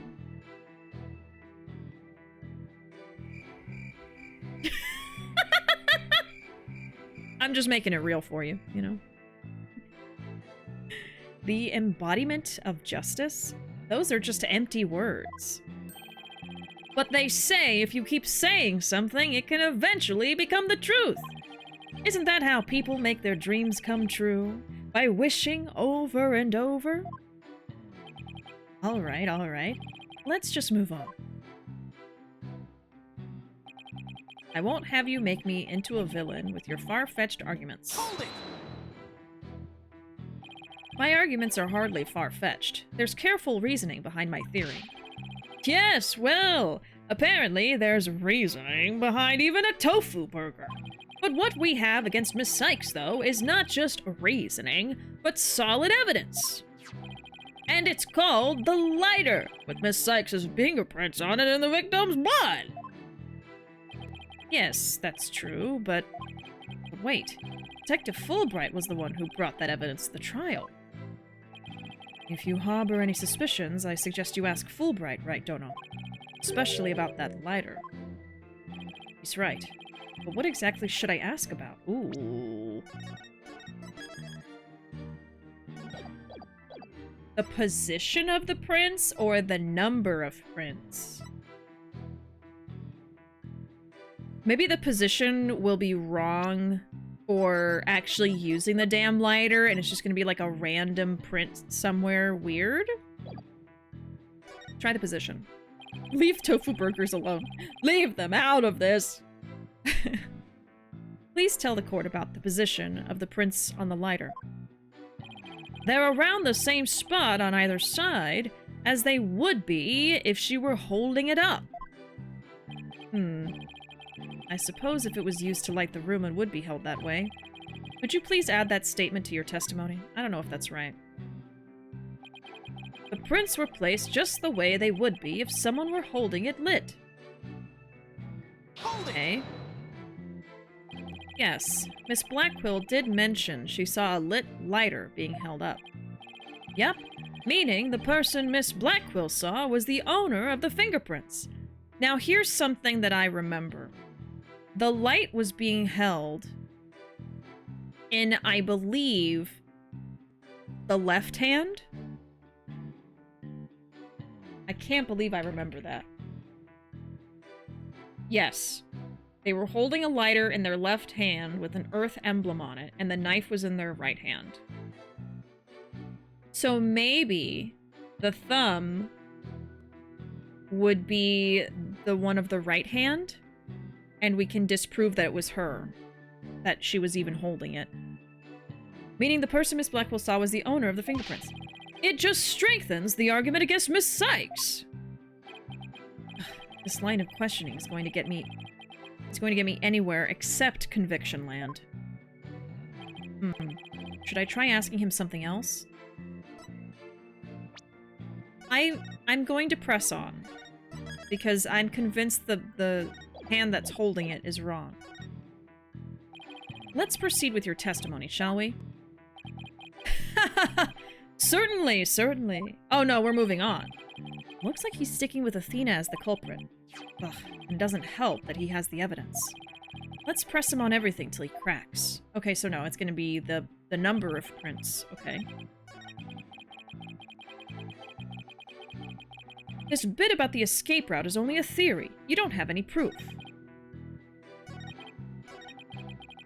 What we do have is proof that Athena Sykes is the culprit. This lighter with her prints on it. The prints were placed just the way they would be if someone were holding it lit. Hold it! I think we get it from here. You mean the lighter that was found in the Space Museum, is that right? The one and only. After Miss Sykes murdered Mr. Turan, she escaped into the Space Museum. That's when she probably dropped the lighter. Then, after the launch pads were switched, she ran out of the Space Museum, where her image was caught by the security camera. Without evidence, I should probably save this fight for another time. Okay, so... we want to press on this instead? No, because then that gets us the same thing. Okay, I think we can change it from here, though. Yeah, should we try asking? Okay, the number of prints. Here we go. So, how many prints were found exactly? 3. The thumb, the index finger, and the middle finger of a... right hand. Oh, you don't say. So I was right, but I just picked the wrong way to get there. Your Honor, that is an important statement. Would we please have it swapped into my testimony? You got it. He beat me to it. Ha ha ha. Be it investigating or testifying, speed is the key. The real twist is the spy master was the parrot from Ace Attorney 1 all along. Government secrets. Let's see. Yeah, 3 prints were on the lighter, the thumb, index, and middle fingers of a right hand. So 3 prints from a right hand were found on the lighter, huh? Are you certain of this? I'd stake my life on it. Good. That means you're about to die. Mr. Wright, isn't it odd he's saying the prints are from Athena's right hand? How would you say that? Well, think about it for a sec. Athena always wears that glove on her right hand, right? So there's no way she would leave prints of those 3 fingers from her right hand. Hey, great point. Why didn't I catch that one? I didn't think of the glove, but... Detective Fulbright, I'm sure you heard our discussion just now about how Miss Sykes always wears a glove on her right hand. Ha ha ha! Well, I have only one thing to say to that. Do you have evidence that she was wearing that glove at the time of the incident? I guess we don't. If you want to prove the defendant innocent, you'll have to ask better questions than that. Like I need a lecture from you, Smiles Magoo. Should I try asking him about something else? No. Let's proceed with your testimony, shall we? Okay, so now I can present evidence to contradict him. The statement that was added, I'm not sure if it's relevant or not. At least he seems willing to answer our questions. Let's keep asking about different things and see if we can uncover an inconsistency. Detective Fulbright's a tougher adversary than I thought. Yeah, he's a secret super spy. Okay. Here we go. So...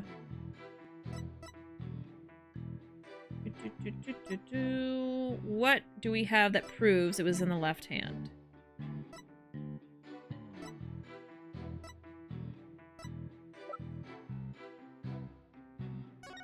Because we learned that from Black Quill's testimony.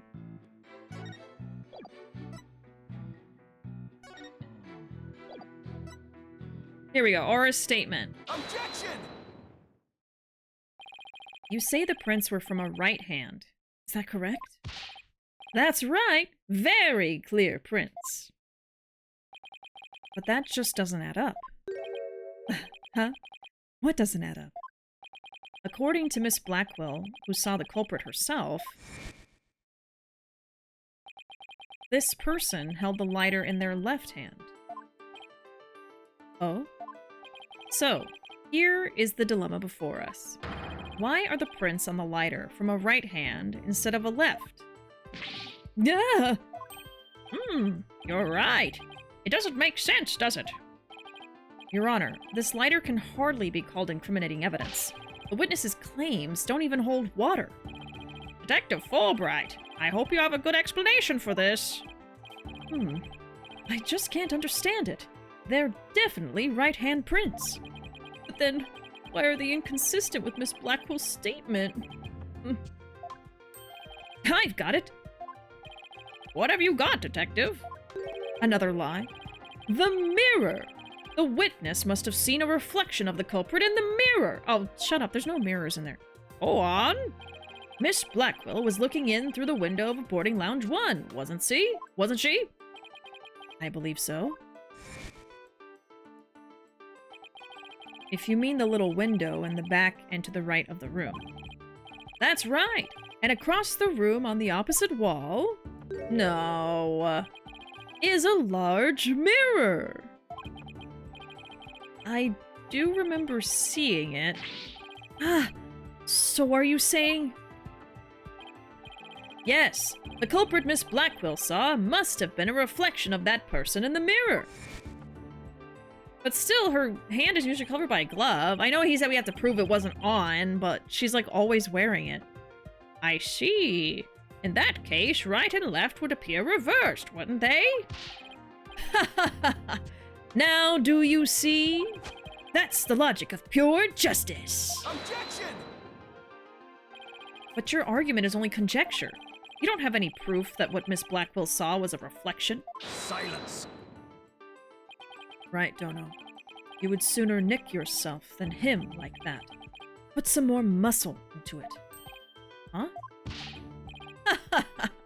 That's right! Besides, the lighter couldn't have been in the left hand. And why not? Miss Blackwell said she saw an Earth emblem on the lighter, didn't she? The emblem is only on one side of the lighter. You're right. There's no emblem on the other side. Well, how does it open? So... Huh. Exactly. As blank and smooth as the judge's fine scalp. If the culprit had held the lighter in their left hand, they would have covered the emblem. Oh shit. Uh-oh. What's more, this is the kind of lighter you flick open with your thumb before lighting. So if the culprit had held it in their left hand with the emblem out and visible, they wouldn't have been able to open it, let alone light it. But if they had held it in their right hand, they could easily open it and light it. This all means that the culprit was definitely holding the lighter in their right hand. No! Come back, my beautiful contradiction. I don't know, there must be something up with what he's saying. Okay, so... So we have the lighter as evidence with Athena's prints. It's from her right hand and placed where you would hold a lighter. Now I want to know where exactly the fingers are, you know? The lighter seemed to be held by someone in their left hand, according to Aura. Fulbright says there's a mirror in the room, so we'd see the other side of the person. Okay, so he's saying that the lighter opens like this. It's gonna be mirrored. It's gonna be mirrored for you. So, but wouldn't they be covering the emblem just holding it? Because they would be doing this? If she's seeing it in the mirror and it's flipped, she's still covering it. I want to know how she saw it had an earth emblem on it from that far away.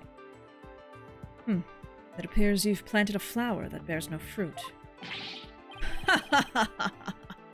See how it withers before my flower of justice? He's tough. He's managed to discredit almost everything I've proven up to this point. I swear to God, in justice we trust. Now do you see? I'm not this phantom you've been talking about, silly. I mean, are you sure there really is a spy? I bet they're just a figment of your imagination. That sounds like something a spy would say. Oh, it's so sad. So very sad. But I'm afraid Miss Sykes is the culprit.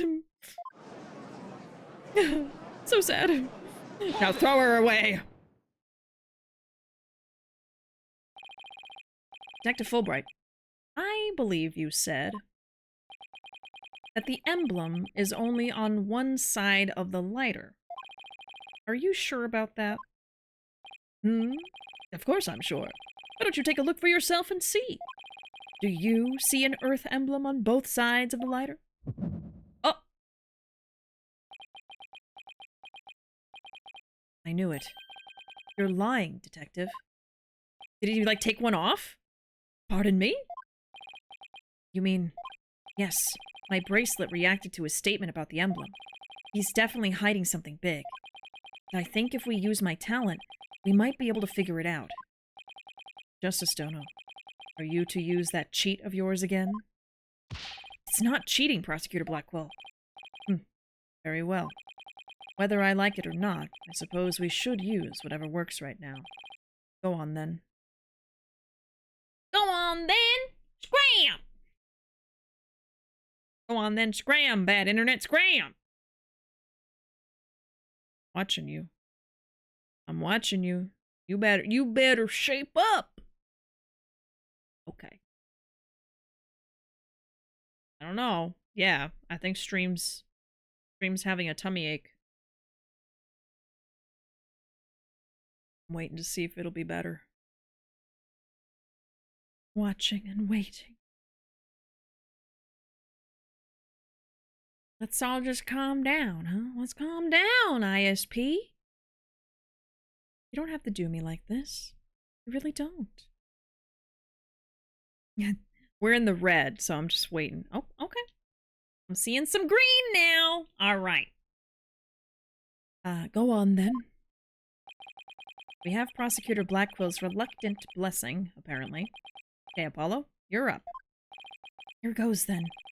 Detective Fulbright, could you repeat that last statement one more time? Let's see.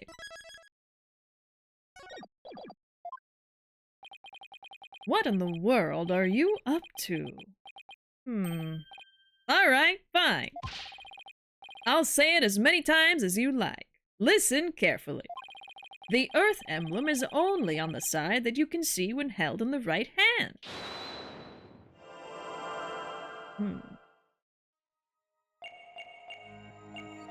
Okay, so he's not gonna be lying yet. I wonder if he's gonna sweat or something? Or maybe his eyes will be a tell. That's why he wears the sunglasses. It's gonna be like right now. Oh, no, no, in the last statement. It's gonna be the last statement. When held in the right hand.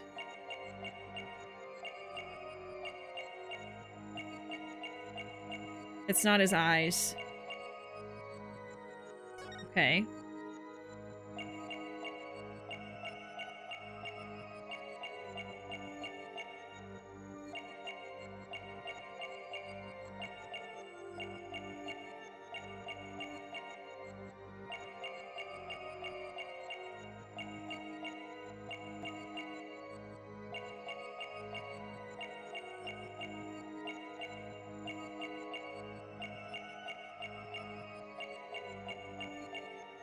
Didn't see anything.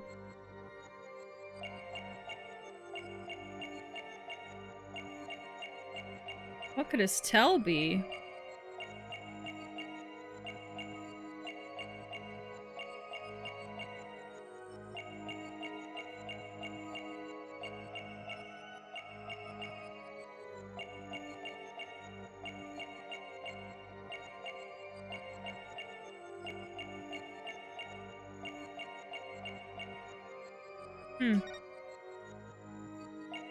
Yes, Apollo, use your special eyes. Gosh, it must be something up here. There's really nothing to look at down there.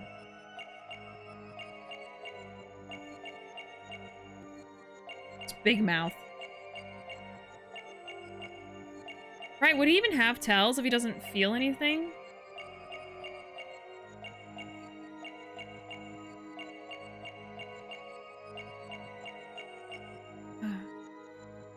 I feel like all he has is his face, maybe his neck, and his hands and arms.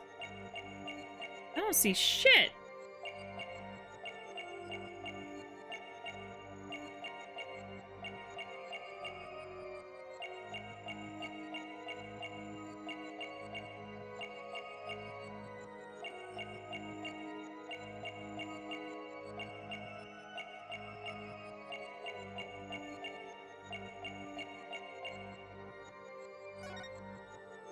Okay, let's stay up here. I swear I'm looking at his eyes. I really feel like it could be his eyes because he wears sunglasses, but I didn't see anything.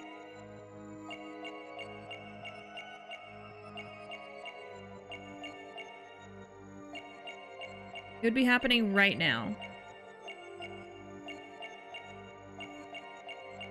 I don't even see him sweating. I don't see...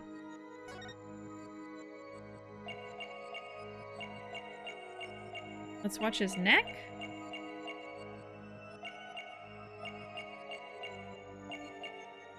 If I can't get this soon, I'll probably ask for a hint, but let me keep trying. It's gonna be that last statement. When held in the right hand.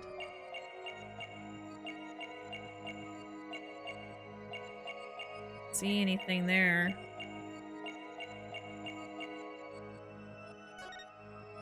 He touches this thing a lot.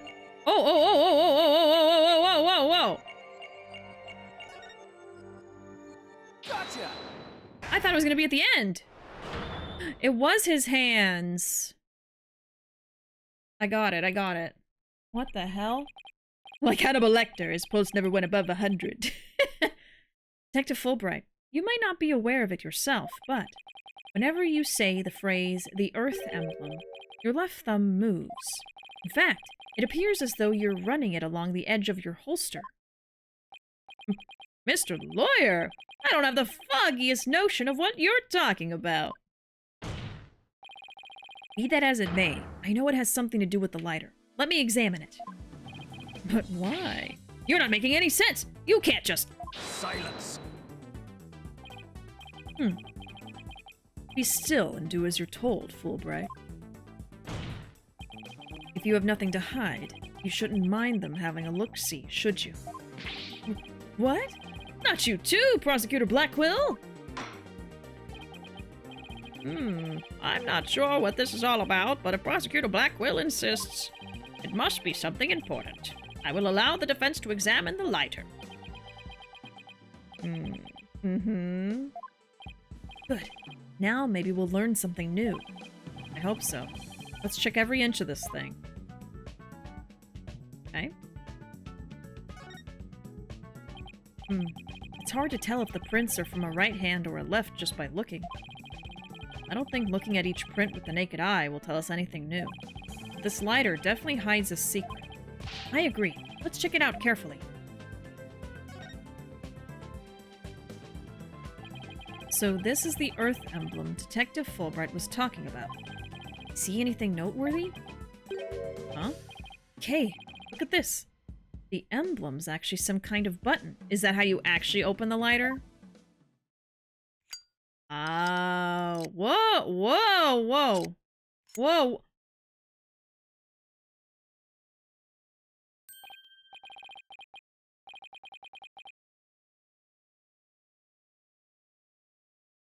No.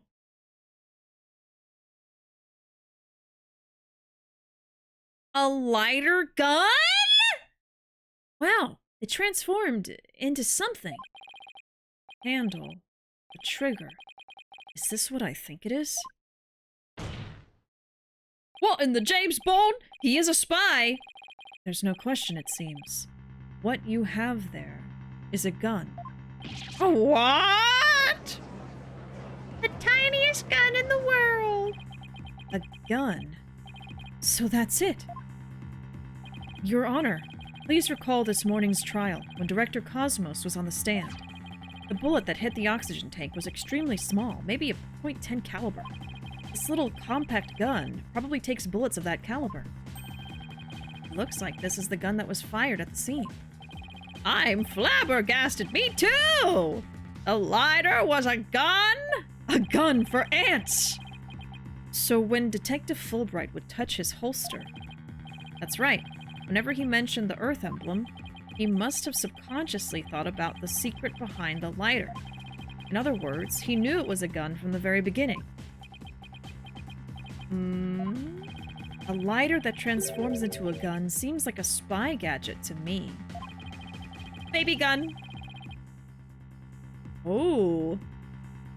There was an episode of Murder, She Wrote where a guy had a lighter that looked like a gun, and it was used as an ongoing joke the entire episode. I wonder if that's where they got the idea from. It's the ant gun, yes! The gun for ants. He's got a gun, guy lights a cigarette. It's not the kind of thing any ordinary person can get their hands on.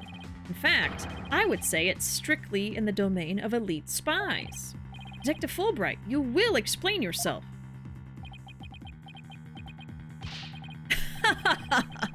There's nothing for me to explain. I didn't know the lighter could transform. I mean, it was found in the Space Museum, and then I brought it straight in. I didn't even have time to check it out. Objection! Whenever you mentioned the Earth emblem, you touched your holster. You subconsciously did that because you knew it was a gun. Accuse me all you want, but where's your proof? Do you have any evidence that I knew the lighter was a gun? Not exactly. And whose prints are on it? Miss Sykes' prints. It proves that she's the culprit who fired the gun at the scene. It would appear that the detective is right. Are you guys really trying to prove your client innocent or what? Although it pains me to do this, now that we are where we are, I have to make the following assertions, coming from the prosecution side. The person who fired the gun at Director Cosmos in the lounge after the incident, and the person Miss Blackwell saw holding the lighter, and the person who murdered Mr. Turan, and the person who bombed the Space Center are all the defendant, Athena Sykes. The prints on the lighter are decisive proof. No!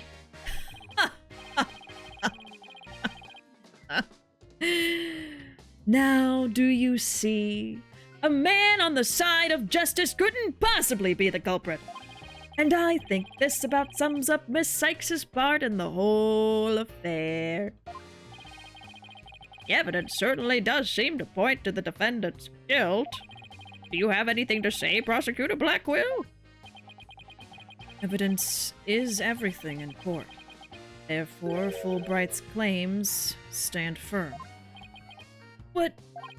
Calm down, Apollo. He's just saying that he's just saying that because he has to as the prosecutor. Yeah, I think he put the prince on there. Mr. Lawyer, our job is to pursue criminals in the name of justice. You shouldn't cast suspicion on people based on something as dubious as a habit. In fact, you have a bad habit of showing up in court with an awful case of bedhead. Objection! Says the man who wears sunglasses at night. If it's proof you want, it's proof you'll get. I'll prove that this lighter is not Miss Sykes, but yours. Sounds like you've hit on something, Apollo. It's just, if the prints on the lighter are the basis for accusing Athena, I think we should reconsider the credibility of the evidence itself. You mean, you think the lighter might be forged evidence? I've been saying that from the get-go! That's right. It could all be part of Fulbright's bigger plot. Did he do anything out of the ordinary while I was off on my own? I can definitely think of a few things. Yeah, he was kind of weird. It is indeed. Have a look at this. What's this? A lighter? Is it secretly a gun? Haha, JK, that's ridiculous. Detective, we'd like to run a comparison on some prints we found in the boarding lounge. Ah, yes. I just happen to have compiled the print data of everyone related to this case. Conveniently, for your disposal. Here you go. No problem at all. I can always make another copy for myself, so it's all yours. Consider it a gift. Very thoughtful one. That I thought of just for you. Because I'm so nice. And good.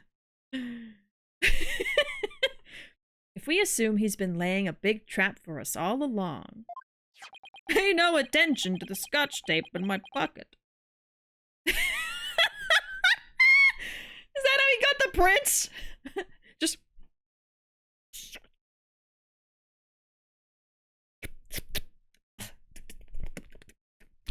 Yep, perfect. There's gotta be something off about this piece of evidence. What's wrong with the lighter as a piece of evidence? Oh, of course, I know the answer. I saw that on a TV show once. I don't know, that might be how it's done. How the prints were left on it. The owner of the prints. Where the prints are on it. What do you mean how the prints were left on it and where the prints are? Oh, Lord. It's definitely not the owner of the prints.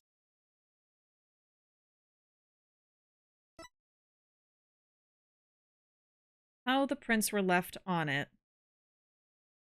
So, like, are we saying, like, the way in which she grabbed it? But isn't that kind of like where they are, too? Let's say where they are and just go with that for now.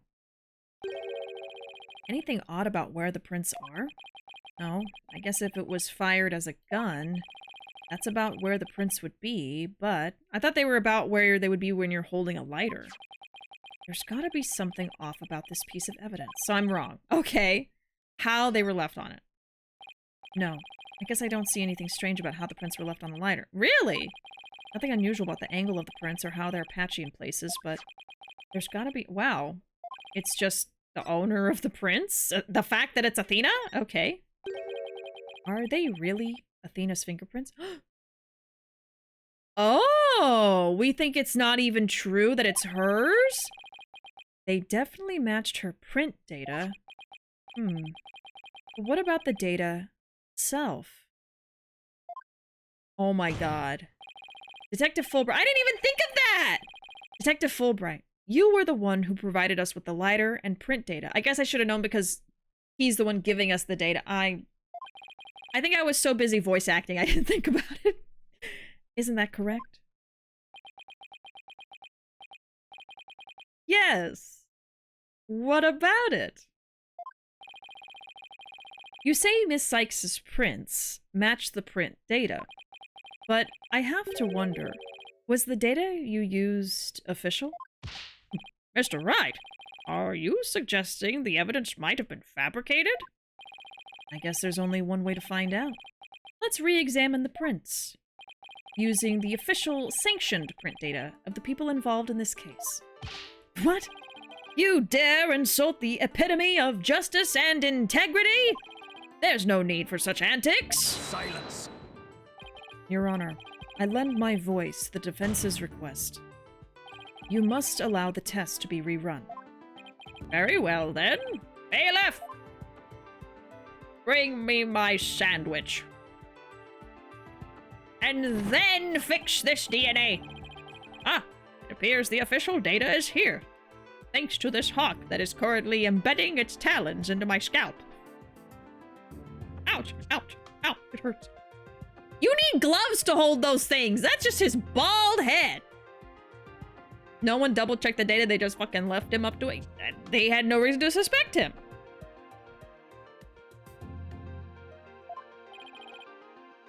And the results?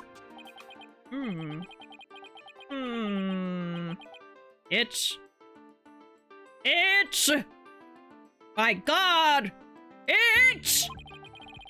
It's just as the defense claims. This proves that the prints on the lighter do not belong to the defendant! Yes. The fingerprints actually belong to the victim, Mr. Clay Turan. Oh. A lighter that can transform into a handgun. It has Clay Turan's fingerprints and blood on it. Huh. Those were Clay's fingerprints on the lighter? See.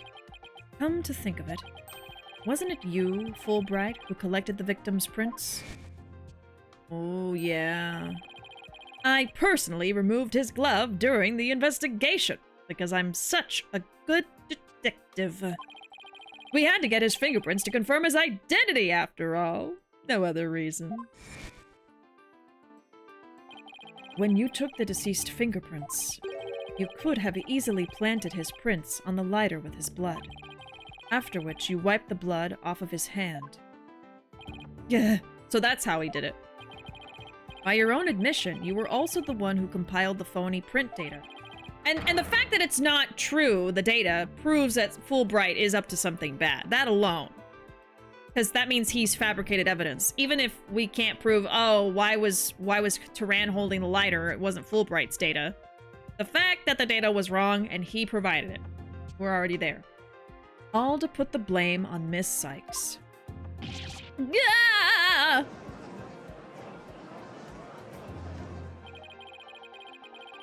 This ploy must have been to distract us from the Phantom who was behind everything. You were out to create the impression that the Phantom was not the true culprit. So, does this mean Detective Fulbright really is the Phantom? If so, that's kind of crazy. Remember the killer's escape route.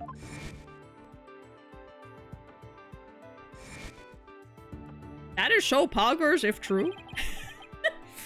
No ordinary person would have been fearless enough to attempt it. Nobody but the Phantom, the man with no emotions, would have done it. Detective Fulbright, you were the only one who could have used that escape route.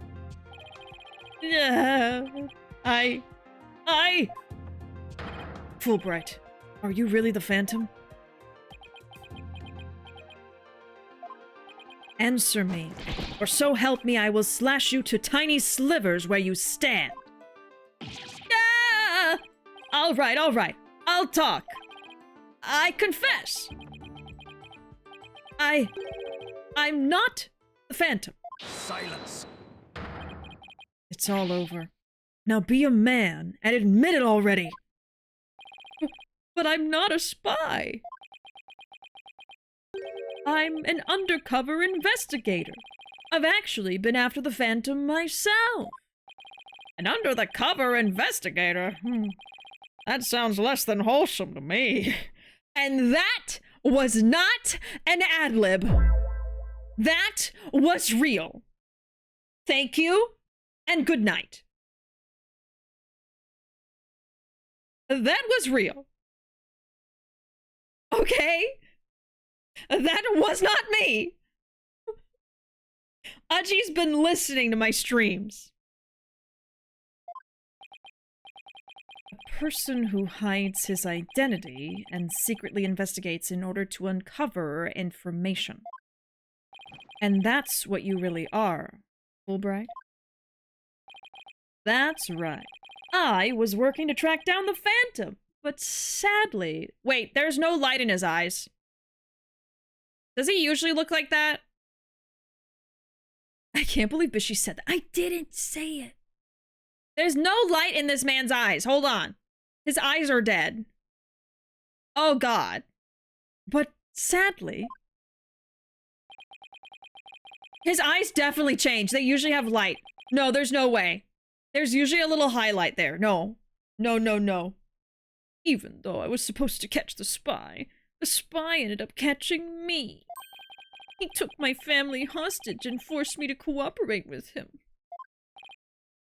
What? Objection! Wait, what the fuck? You're telling us this now? But if what you say is true, then... Who was the mystery person Miss Blackwell and Mr. Starbuck saw? It was the Phantom, I tell you. See, the light's back. All I did was help him by having that emergency ladder lowered for him. Objection! I don't believe you. Then how do you explain the fabricated lighter? That was also one of the Phantom's demands. Simple. Being the detective in charge of the case, it was easy for me to fabricate evidence. Pinning the crime on Athena Sykes was just another one of the Phantom's orders. And you expect me to buy all of that? Fulbright, what was the Phantom's ultimate objective? I was told it was to sabotage the rocket launch. The light is gone. Someone who didn't want the launch to happen must have given him the order.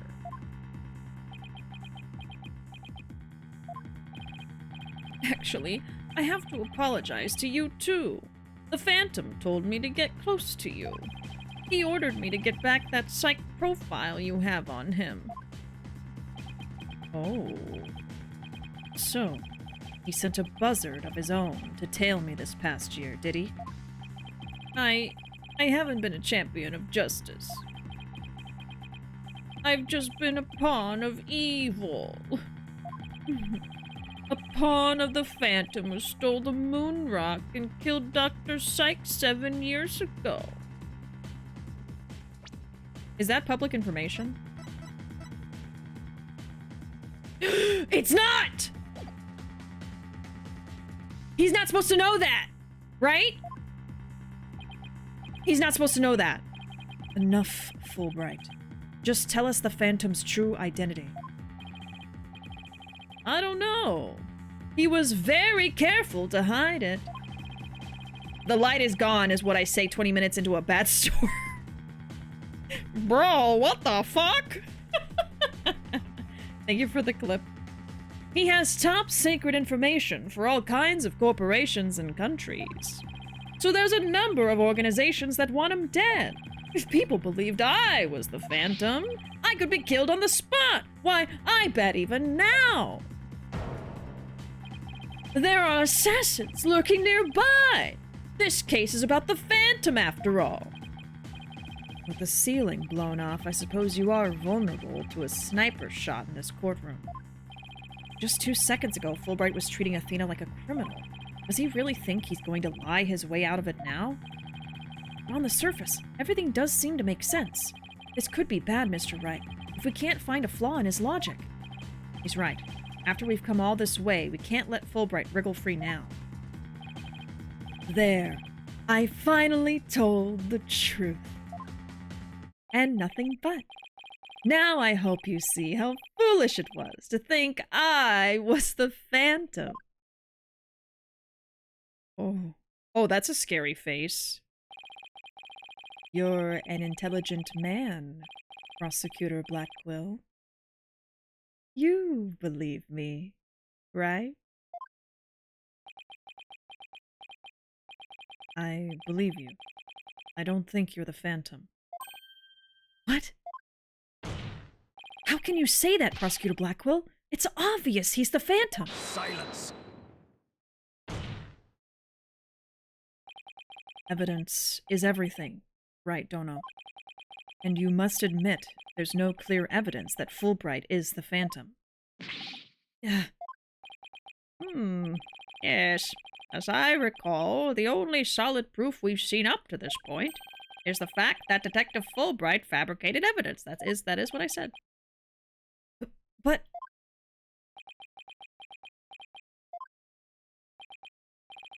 I've known Fulbright here for a year now, and all this time he's been quite intent on rehabilitating me. I don't believe his efforts were a lie. Prosecutor Blackquill! This fool truly thought he could reform a death row inmate like me. He went so out of his way in his efforts for me. He actually became quite a nuisance, really. Prosecutor Blackquill! You believe me! Please tell me Prosecutor Blackquill hasn't really been taken in by this big phony. The bird knows. The bird knows the truth. However, even if it was against your will, you still acted as the Phantom's accomplice. You will have to pay the price for that. Throw yourself at my mercy, and don't you ever betray me again. Have you got that? Yes. Thank you.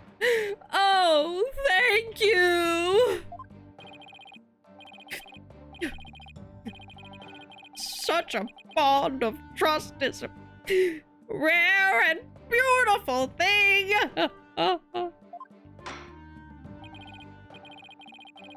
In any case, it looks like everything's been resolved. I can now hand down a not guilty verdict with confidence. 100% full confidence. Yep.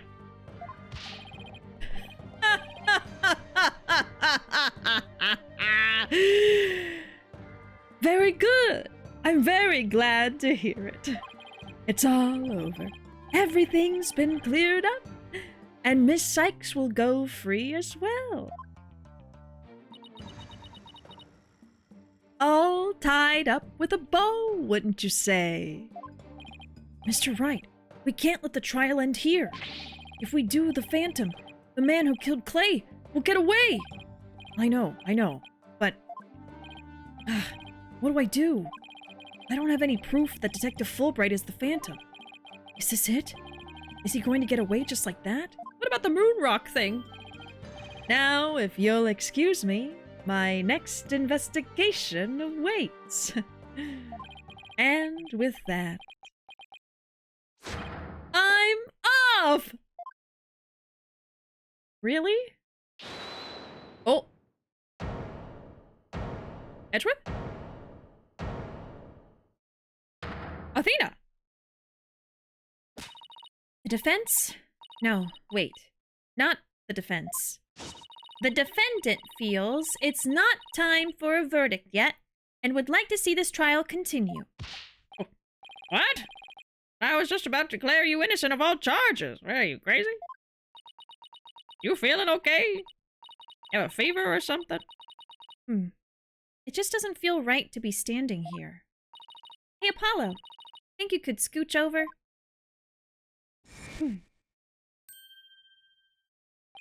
Lena, what are you doing? Hope we don't get held in contempt of court. I have some questions for you, Detective Fulbright. Are you relieved that you're no longer under suspicion of being the Phantom? Are you grateful to Prosecutor Blackquill for what he's done for you? Of course I am! And I'm truly grateful from the bottom of my heart! You can tell by my beautiful smile. Athena, where are you going with these questions? I have yet to hear a single emotion behind any of Detective Fulbright's words, boss. The suspicion against him has been cleared up, but he's not feeling happy at all. What? Does that mean... We may not have any evidence, but the heart doesn't lie. That's it. With your special ability, we just might be able to stop him. Maybe I'm wrong about the moon rock being a secret. I guess he would know because he's a detective, right? I don't know. Your Honor, the detective has been deeply traumatized by our accusations. Yes. Well, even before all this, I thought he was a rather odd fellow. If he doesn't get counseling right away, who knows what might happen to him? Not our gaslighting.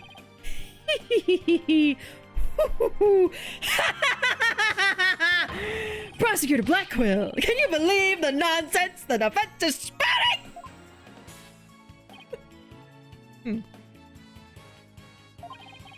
Fulbright, I think you'd better have that counseling. Not you do! You've been making batty remarks ever since you were accused of being the Phantom. Such as, you're an undercover investigator, and your family's been taken hostage. I fear you might have finally lost it. But I thought you believed me. Silence. Oh, how you amuse me so. What's going on here? That was an excellent bit of psychological manipulation just now, Simon. I knew you would catch on, Athena. Huh? Mind filling me in here? I guess we left you in the dust, huh, Mr. Wright? Simon was only pretending to believe Detective Fulbright, because he knew I would notice if there was a lack of emotions, like joy or relief in his response. So he gave me the chance to take a listen. And listen I did to the voice of Detective Fulbright's heart. What? You two were working together just now? Come now, Athena. Show us what's inside Fulbright's heart. You got it. Time to check the instant replay. Instant replay. Widget, mon ami, let's do this. And then Widget runs out of battery.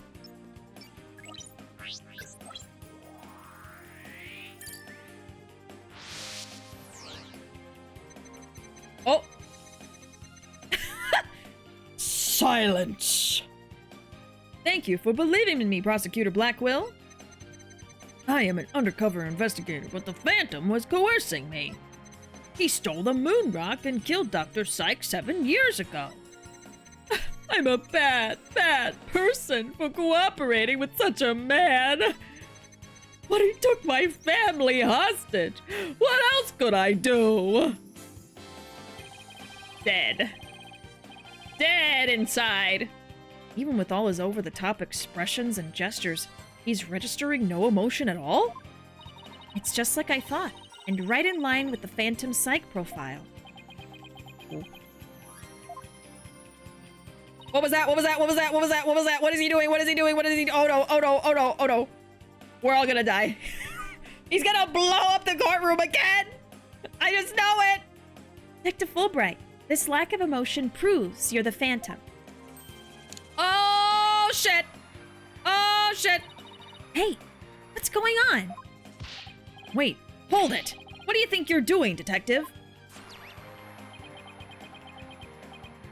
Me? I'm not doing anything. He's trying to hack into the Mood Matrix program. I can't do anything with it like this. Oh no, he's a hacker now. Ah! Fancy device you have there. But I'll tolerate no cheating, thank you.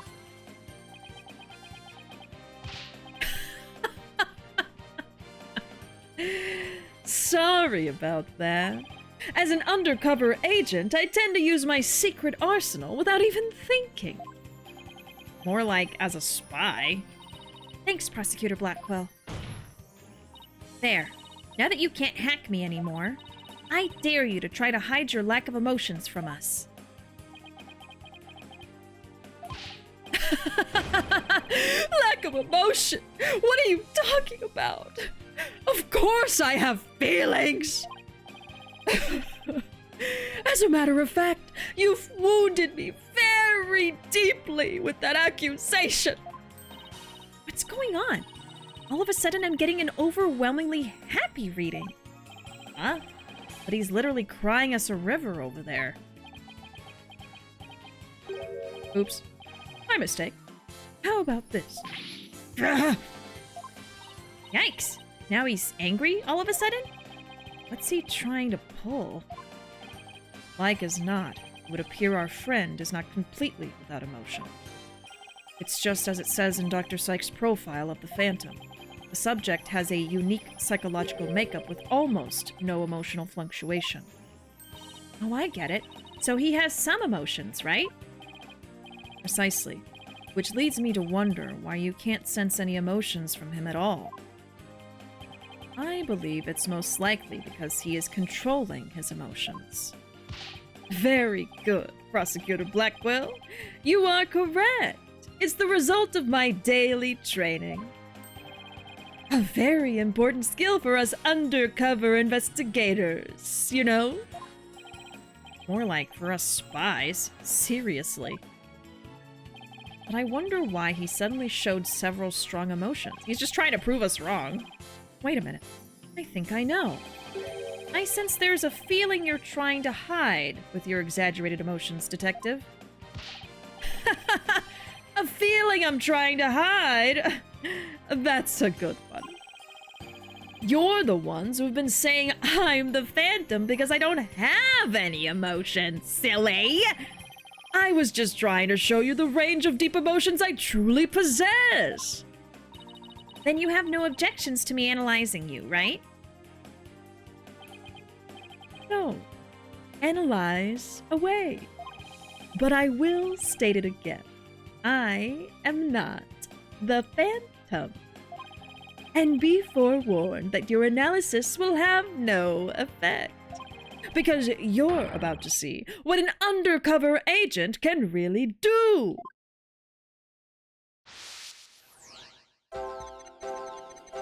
Whoa. Me? The Phantom? No way! Oh, I'm so sad. See, I told you I have emotions.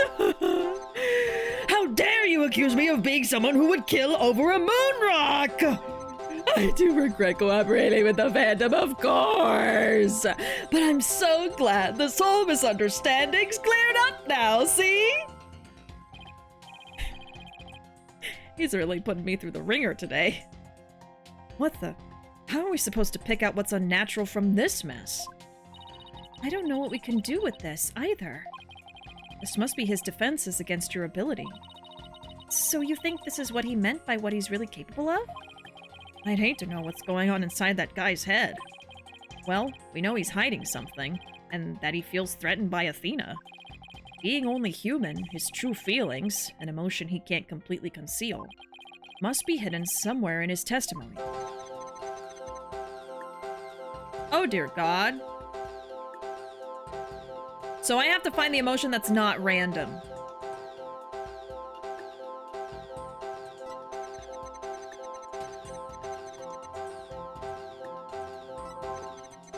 Oh. Oh.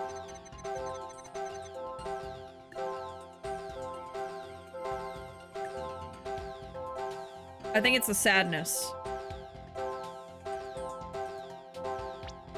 It's very regular.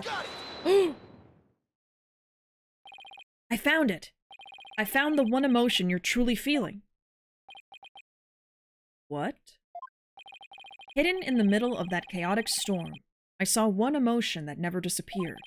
When you talked about the moon rock, you felt a fear that wouldn't fade.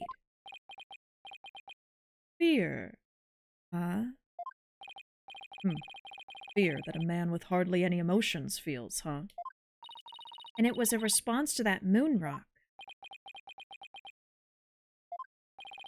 Detective Fulbright, I presume you feel fear concerning the moon rock because... he's an alien from space! You lost it! I lost that damn rock! You failed to steal it. Your identity will be revealed. Fear about the moon rock. But he did steal it. It is gone, right? Hold on. Hold on just a minute.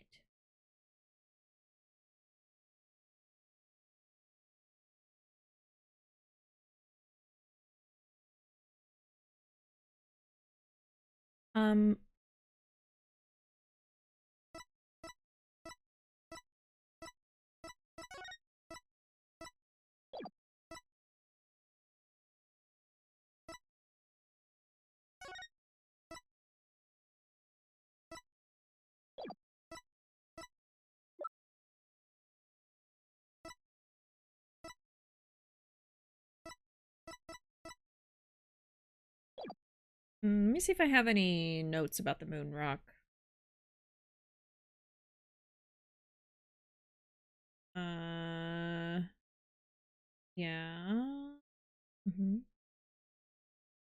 Whoever stole the moon rock is probably a criminal. Yeah. Black and yellow moon rock stolen 7 years ago, spotted in the photo with the bomb pieces from the courtroom bombing. Now, I do remember, yeah, that there are fragments of the moon rock in this bomb. So, is that what we're doing now? What would that mean? You lost it? I mean, why did he put the moon rock in the plushie? I think I already saved. I'm gonna say you lost it. You lost the precious moon rock you went to so much trouble to get, didn't you? And that frustration's turned into fear in your heart. Maybe I'm wrong. Oh, it's so frustrating. I can't stand it. I'm not so sure a man who could make that 20-foot leap would feel fear about that. Yeah, I guess you're right. Didn't the topic of what a spy might fear the most come up in our discussions earlier? Oh, of being found out. Okay, that was my next guess. Okay. Of course. That's it. I was trying to do 3D chess, and instead I was playing tic-tac-toe. Enough, Fulbright. Just tell us the Phantom's true identity. I don't know. He was very careful to hide it. He has top secret information for all kinds of corporations and countries. So, there's a number of organizations that want him dead. If people believed I was the Phantom, I could be killed on the spot. Why, I bet even now. There are assassins lurking nearby. This case is about the Phantom, after all. Detective Fulbright, I think I know why you would feel afraid. You're afraid that the moon rock will somehow reveal your identity. Maybe it still has to do with the explosion. If his identity were revealed, he would be killed immediately. That's certainly enough to make even the Phantom feel afraid. Me? Afraid? I don't know what you're talking about. So, there really is something about the moon rock that would reveal his identity? Apparently so. Wait a minute. Maybe the Phantom didn't so much steal the moon rock, but more like he had to take it with him?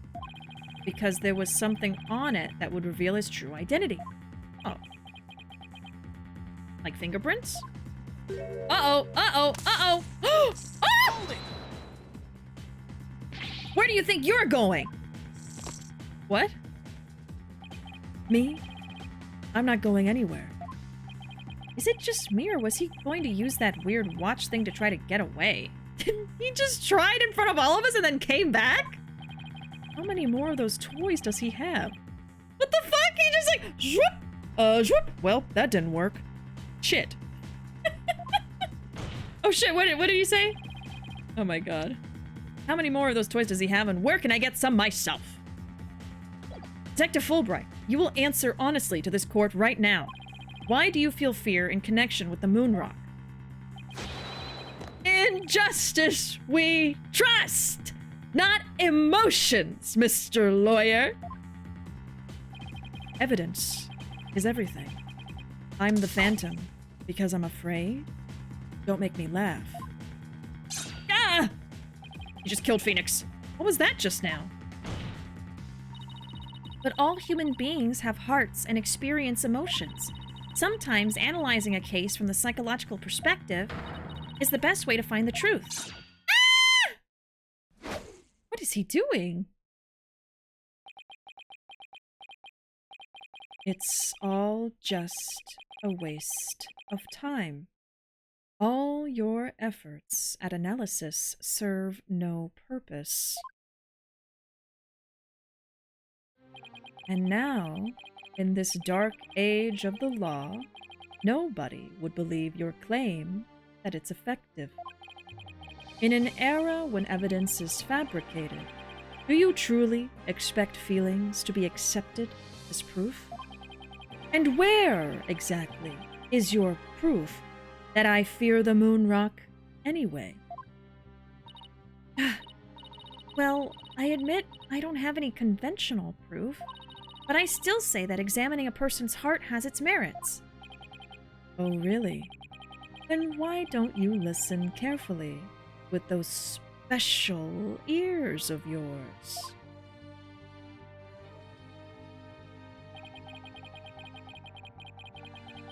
Listen to the voices of the hearts of the people in the gallery.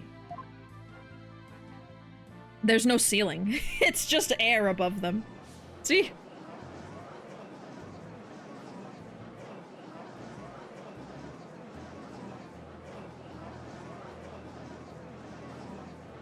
He had to see if there were snipers. No one good? Okay. All I hear is distrust. As you can see, the people are on my side. Because all they see is a strange little girl using a weird little machine. But it's not like I use analytical But it's not like I use analytical psychology to falsely accuse people. Uh-oh. He's got Athena doubting herself. Miss Sykes' analytical psychology has breathed new life into the courtroom. It has freed the hearts of many witnesses and has been key in getting to the truth. What nonsense! Your Honor, the defense's claim is a false one. I don't feel any kind of fear when it comes to the moon rock. I see. Well, if you say so. Not guilty. Let's go home. Very well. I will give the opinion of this court. In a trial, I don't feel that a person's emotions are quite as compelling as actual evidence. But, Your Honor...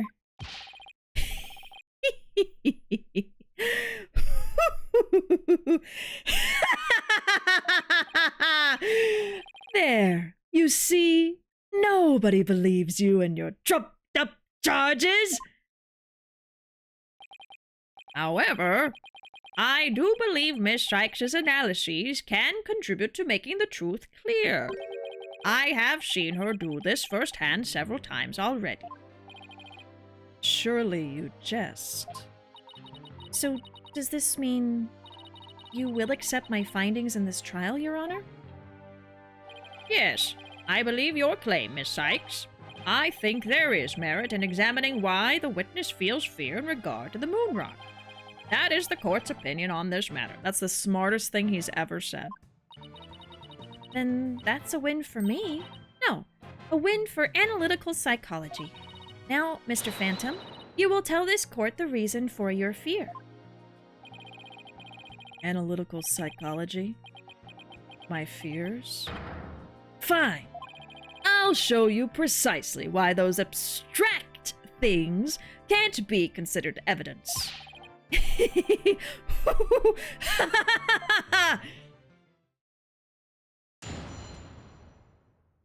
His eyes are dead. I felt fear when I thought about the moon rock because it reminded me of the Phantom. Yes, I'm very afraid of him because he took my family hostage. What reason would the Phantom have to be afraid of the moon rock? None at all! So the very fact that I am afraid of the moon rock means I'm not him! In fact, I'm on the side of justice! And there you have it. Now do you see why I'm afraid of the moon rock? Sure, you sound convincing enough. But so does any 2-bit con artist. It's all meaningless in the absence of evidence. What's he gonna do now? The hell? Phantom is like the mist. No flesh, no bones. My sword alone cannot cut it, right, Dono? They doing like a little, like weapon fight?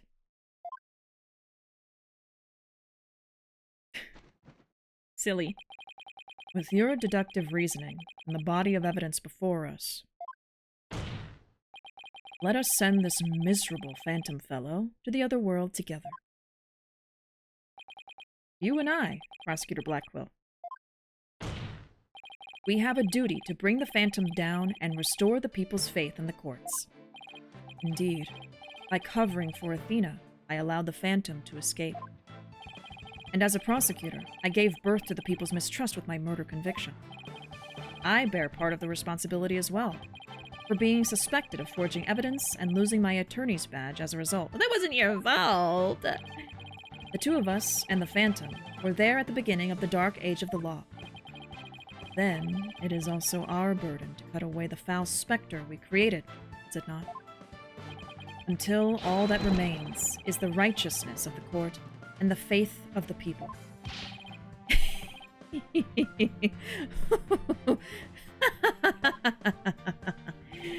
Trust, understanding, fragile ideals of the masses who are controlled by emotion.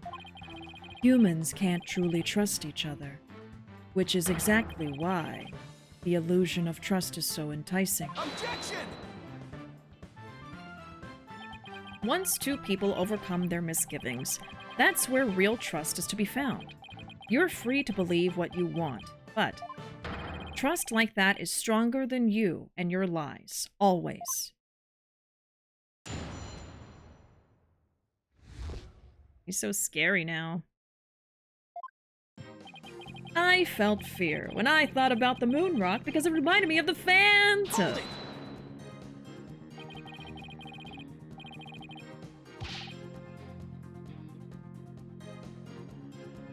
It only reminded you of the Phantom? Don't make me laugh. You are the Phantom.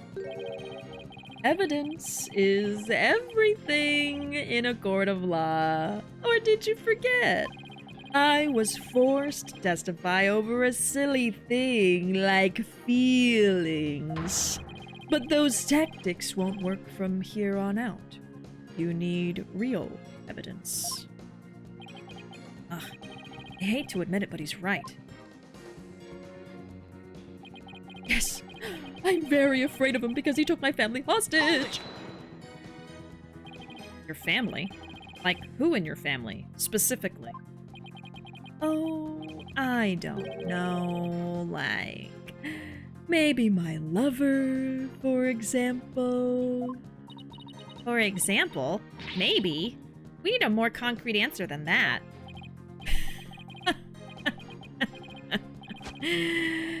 Maybe my mother, my son, or my daughter. Maybe it was all of them. I'm so sad and worried. I miss them so much. He's obviously lying. Look how upset I am. Is it any wonder I followed the Phantom's orders? What reason would the Phantom have to be afraid of the moon rock? None at all. Hold it! You can't think of a single reason that the Phantom might be afraid of the rock? I thought the Phantom wasn't even supposed to have any feelings. How can someone like me, with my wealth of emotions, be expected to understand the guy? If they do a live-action Ace Attorney, my fan cast would be Jim Carrey for Fulbright. Oh, he'd do amazing. Oh, that would be great. The Phantom. A person with very few emotions. Hold on. I just realized I don't have my fan on and I'm wearing a sweater!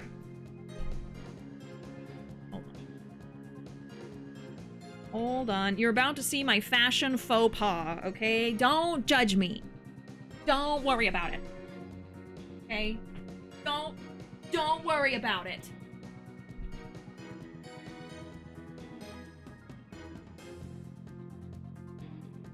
No judgment on my striped sweater and cheetah print pants, okay? No judgment. This is a no judgment zone. I didn't know I was gonna stand up today. Okay? Currently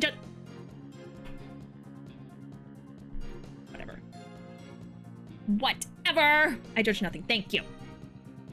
Thank you. Legitimately, though, I love Jim Carrey. He would do amazing. Oh, I still need to watch the new Sonic movie. Oops, I think it's Sonic 3. The one with the Shadow! And I love Shadow! Hold on, let me add that to my list. Peeking from the shower! Ah!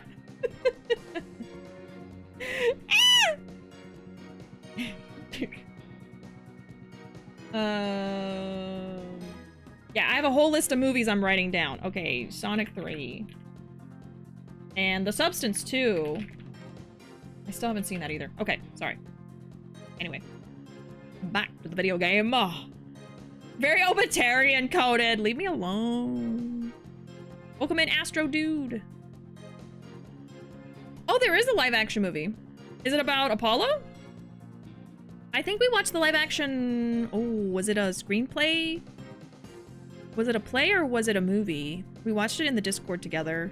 That was about, I believe, the original trilogy. I'm not sure what you're talking about. I'm judging Edgeworth's beautiful face. Only that. Sonic 3 is so good. Please watch it right now. I can't. I'm streaming. Oh my god, I can't. I'm busy. Oh, we have a lot of movies to watch this weekend, Ruuuvo. Okay. The Phantom. A person with very few emotions. Oh, we watched the movie and the play. Yeah, what? The movie couldn't have been about this game, then. I think they're all about the original trilogy. I forgot we watched both. A double feature. Right, directed by Takashi Miike. Right. I forgot. Stream the movie? Banned. The Phantom, a person with very few emotions, would only be afraid of something really big. Like his cover getting blown big. I'm willing to bet that the moon rock has something to do with his identity. But what? Maybe the Phantom's fingerprints are on the rock? I did think of that. But fingerprints can be wiped off, right? Especially over 7 years?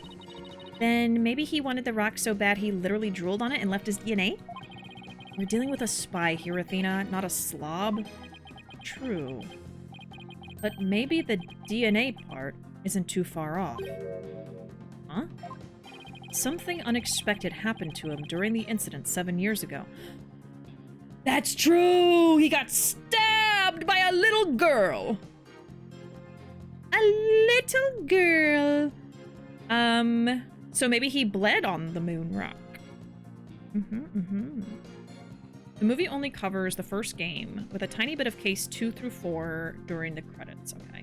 Have they ever done the Apollo games, in like an anime or movie or anything? Because this is such a good twist, I think they should do it. You know, It's weird though, because like, well, not weird, but this is apparently a lot of people's least favorite Apollo game. I think the twist is really good. I'm not sure if this is going to end up being my favorite Apollo game, though. I didn't particularly love some of the cases that we've had so far, but to me, this twist has been really, really good. No Apollo, which is an injustice in my opinion. That's so weird. I feel like there would have been some kind of Apollo justice thing at some point. Man. Okay. I guess they know that Phoenix is more popular. Maybe that's why. But hey, Phoenix and Edgeworth are here. They're still around. Anyway. Yeah, something unexpected happened to him. A stabby stab. I just know I have something that can show why the Phantom's afraid of the moon rock. Alright, let's think about it. I'm gonna use one of these to stab the Phantom's hand during the incident 7 years ago. I wonder if he has a scar on his hand. He wears gloves! He wears gloves! That's why, because he has a freaking scar on his hand. I think it was the right hand that was stabbed. I don't remember. But I don't know if that's it. Something that showed why the Phantom's afraid of the moon rock. I guess we would say this one then, because the blood, right? I'll just continue with my testimony while you're pondering then, if you don't mind. Okay. So I guess we'll present the knife to the dialogue we just pressed him on, but let's continue. The very fact that I'm afraid of the moon rock means I'm not him. Hold it! Instead of, I'm him! I'm not him! And how afraid are you exactly? I'm so scared I start to shake even when I see the moon in the sky! Do you shake when you see Miss Sykes' earring? Well, to be honest, since the very first time I met Miss Sykes, I felt more than a little frightened of her. I guess some people just inspire that much fear in others. Mr. Wright, you were thinking something mean-spirited and rude, weren't you? Of course not. Must beef up mind-reading defenses. Now do you understand? The very fact that I'm afraid of the moon rock proves that... in fact, I'm on the side of justice. After all you've done, how dare you speak the word justice? In justice, we trust. I'll say it as much as I want, and with absolute confidence. Whatever I say is just. That's how it works in this dark age of the law. He won't get the best of me with that twisted argument of his. I'll find a way to get him right where I want him. Detective Fulbright, or rather the Phantom, feels fear in regard to the moon rock. It probably has something to do with being afraid that his true identity will be revealed. Right, so that's why the Phantom had to take the moon rock with him 7 years ago. Oh, that's why he took it, and that's why he blew it up in the bomb, to get rid of the evidence. I've cracked it! In that case, if we had something to show the real cause of Fulbright's fear, we just might be able to expose his true identity. And see, that's why you do the flavor text and you still press on everything, because then it helps you connect the dots. Okay. What reason would he have to be afraid? None at all. Let's save and present the knife.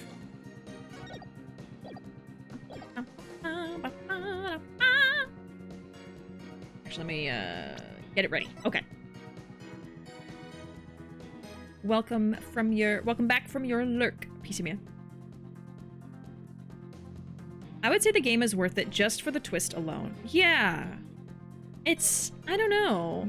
Like, the game isn't perfect. There have been some cases and characters that I was like, meh about. Same thing with the first few games, though. There was a lot wrong with the original trilogy. It's great for what it sets up and for the story and stuff, but there's some cases that are just like, ugh, and things that happen that you're like, ugh. But you know, it has its faults, right? I guess For me, also this game, like, the 3D is not great. That's another thing, right? I'm not really sure why people don't like this game exactly. I think maybe we've talked about it. I can't remember details. We can definitely discuss it more once we're actually done with the game. But I can't say I've hated this game. It's just another Ace Attorney game, you know? Not the best, but, you know. I think this twist was really fun, yeah. I think they should do an Apollo anime. I think I just saw on the wiki that they did a popularity poll after this game came out, and Apollo was #1, while Fulbright was an impressive #5. Really? So Apollo was a #1 favorite character, even above Edgeworth and Phoenix?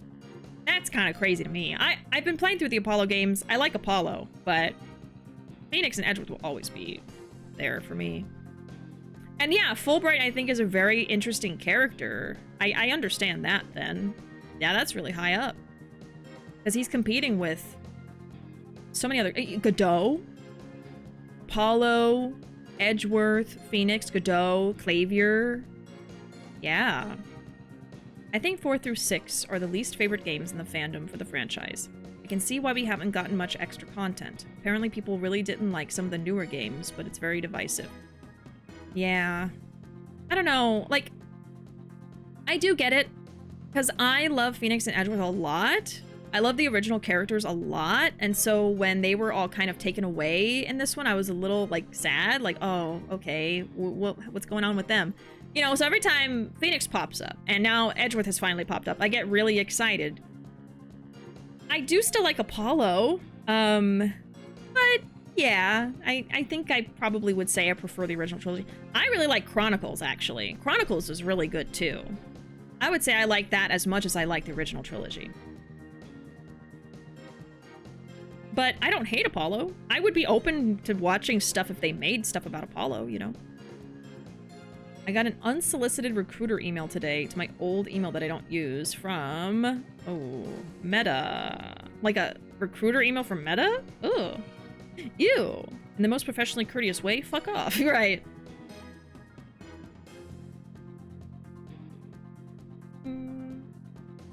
I think Godot was #4, but Fulbright was right behind him. Very high praise. Wow. Well, like I said, he's a very interesting character. I'm having a lot of fun voicing him. All right, let's see if I'm right. Yes! Detective Fulbright, I assume you know what this is. Of course! That's the knife the Phantom used to kill Clay Turan. Darn it, he didn't slip up and say I killed.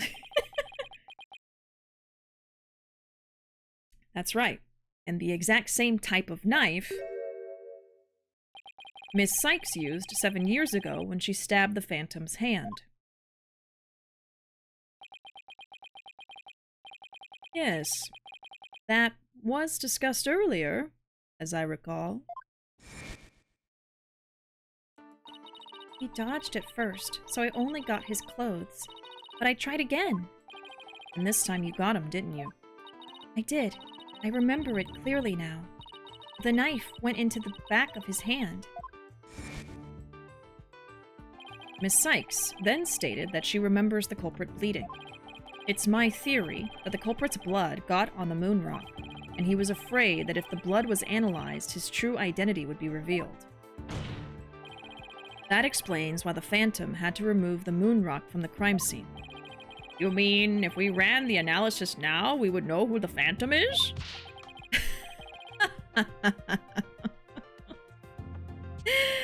Yes, I suppose so. But, unfortunately, the moon rock in question is missing. That may be so, but I'm certain I can explain what happened to it in great detail. You can? Of course. Not. I can! You don't actually expect us to believe that, do you? Because you don't fool me. Ah! What this court needs is a bully-free zone. Ah, the infamous sword of the beguiling bluff. Its edge is without compare. Come now, ready it with me, and show us just how finely it cuts. Your Honor, this is an outrage! Oh, I mean, This is an outrage? Ah! Bird's like, stop it! Stop lying! Go on, right, Dono. Let's start with something that's been bothering me for a while.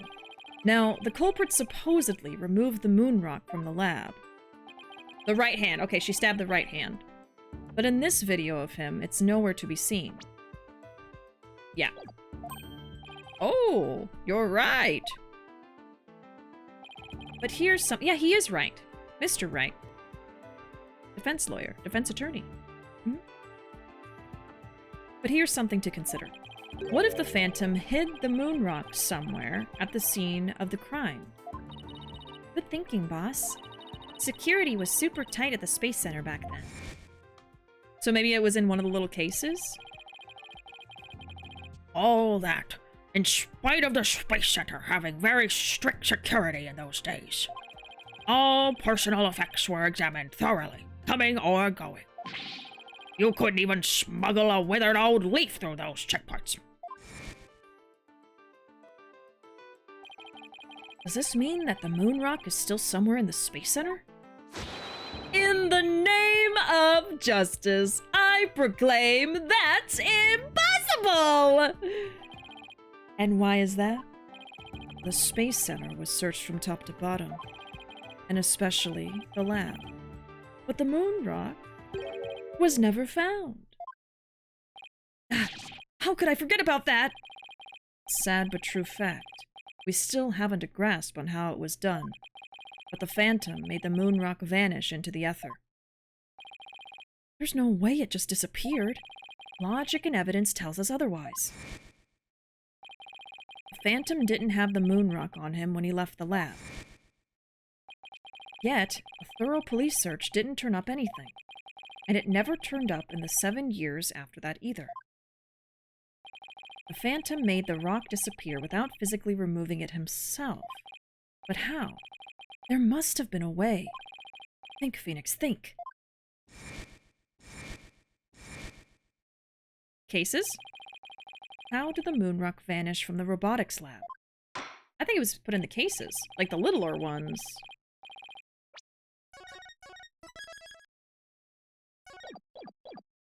So, can you or can you not show what happened to the moon rock, Mr. Wright? Yes, I can, Your Honor. What? Oops, sorry. I mean, what? In that case, let's have your answer, Mr. Wright. This weirdo is creeping me out. How did the Phantom make the moon rock disappear from the crime scene? Well...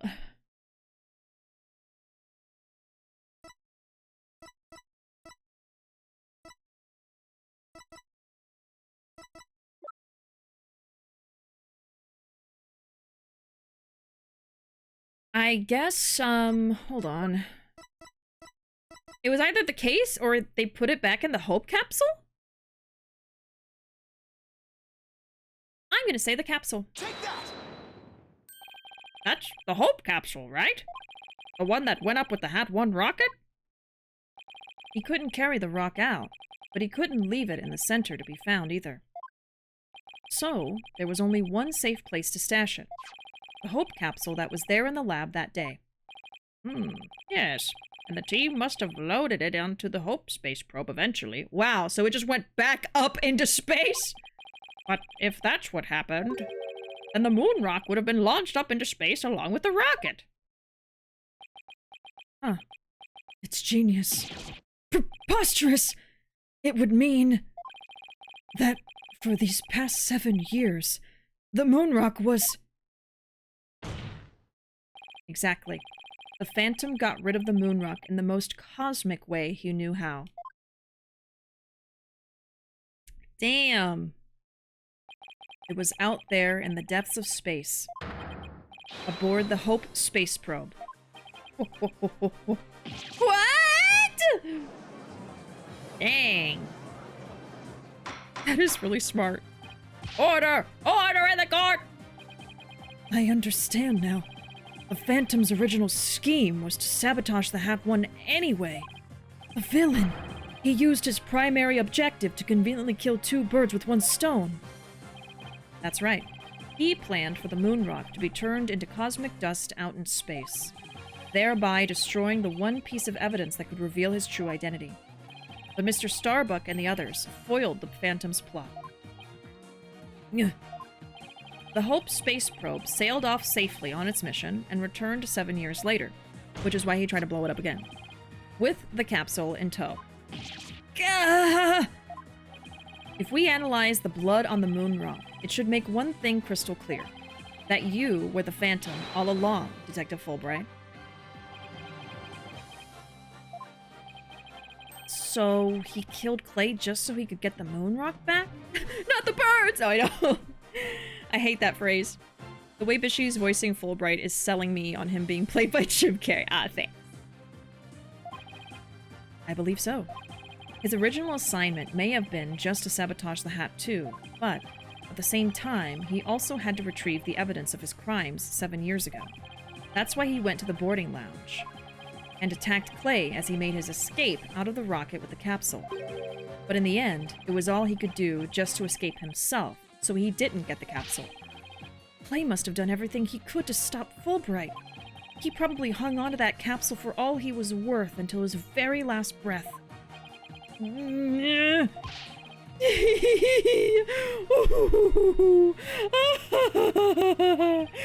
Oh, this is so funny! You make me laugh, you really do! Boy, he's totally out of whack now. It's game over for you, Detective Fulbright. Why don't you just admit to it all now? There's nothing to admit! I'm Bobby Fulbright, undercover investigator, I tell you! I am not the Phantom! The blood on the rock is just another one of his schemes! A trap!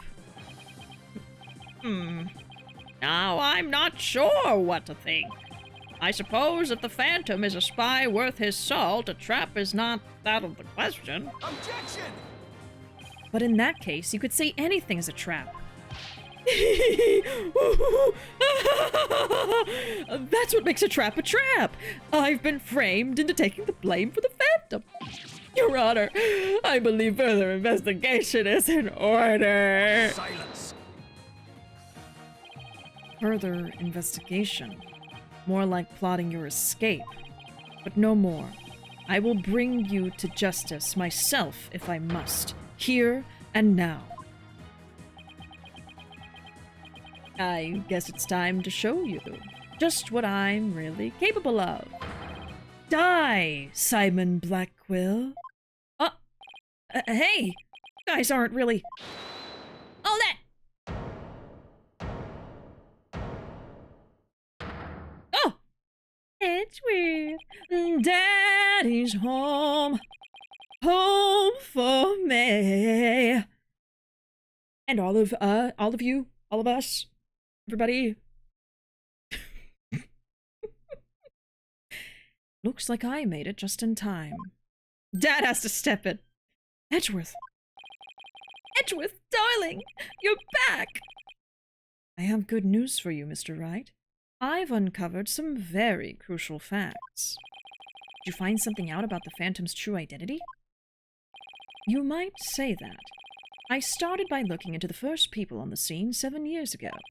All three, an employee and 2 officers, were registered in the robot's recognition systems.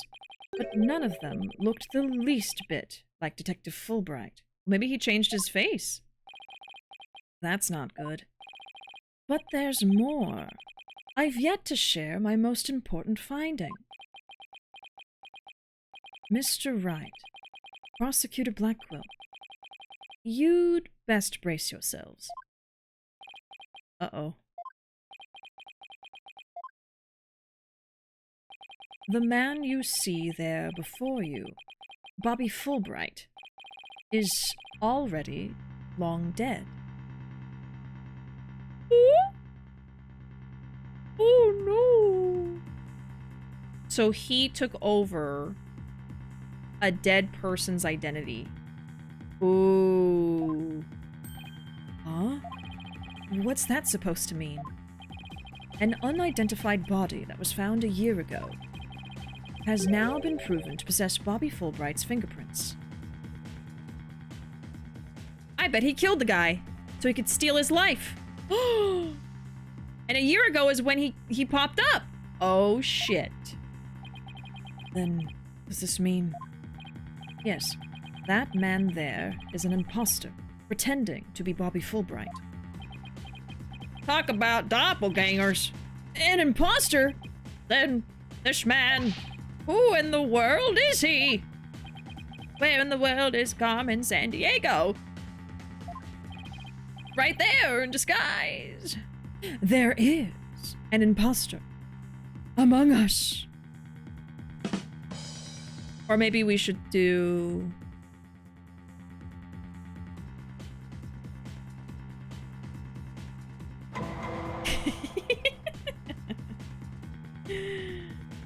Enough of your trickery. If you will not reveal yourself to us, then I shall do it for you. Oh?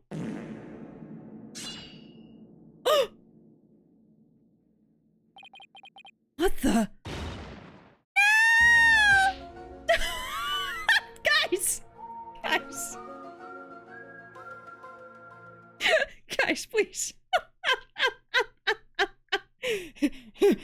His face! His beautiful face! Aw. Look what you did to my mask. Mask? What's the meaning of this, witness? Okay. You got me. I guess I have to show you who I really am now.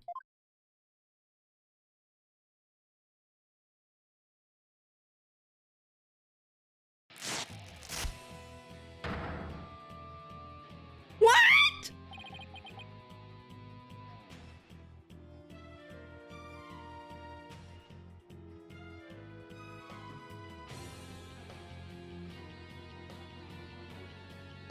Excuse the fuck out of me! What? So...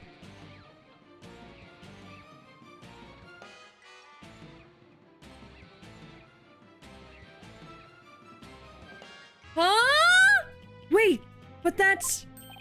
Hey, Apollo. Yep, it's me, Solomon Starbuck. Oh, I'm gonna miss doing the other voice, though. Mr. Starbuck? But that can't be right. You can't really be the Phantom, can you? It's another mask! It's another mask! Silence. There's another mask! Slice him again! Of course not. The real Starbuck was aboard the Hat 1, which was set to be destroyed.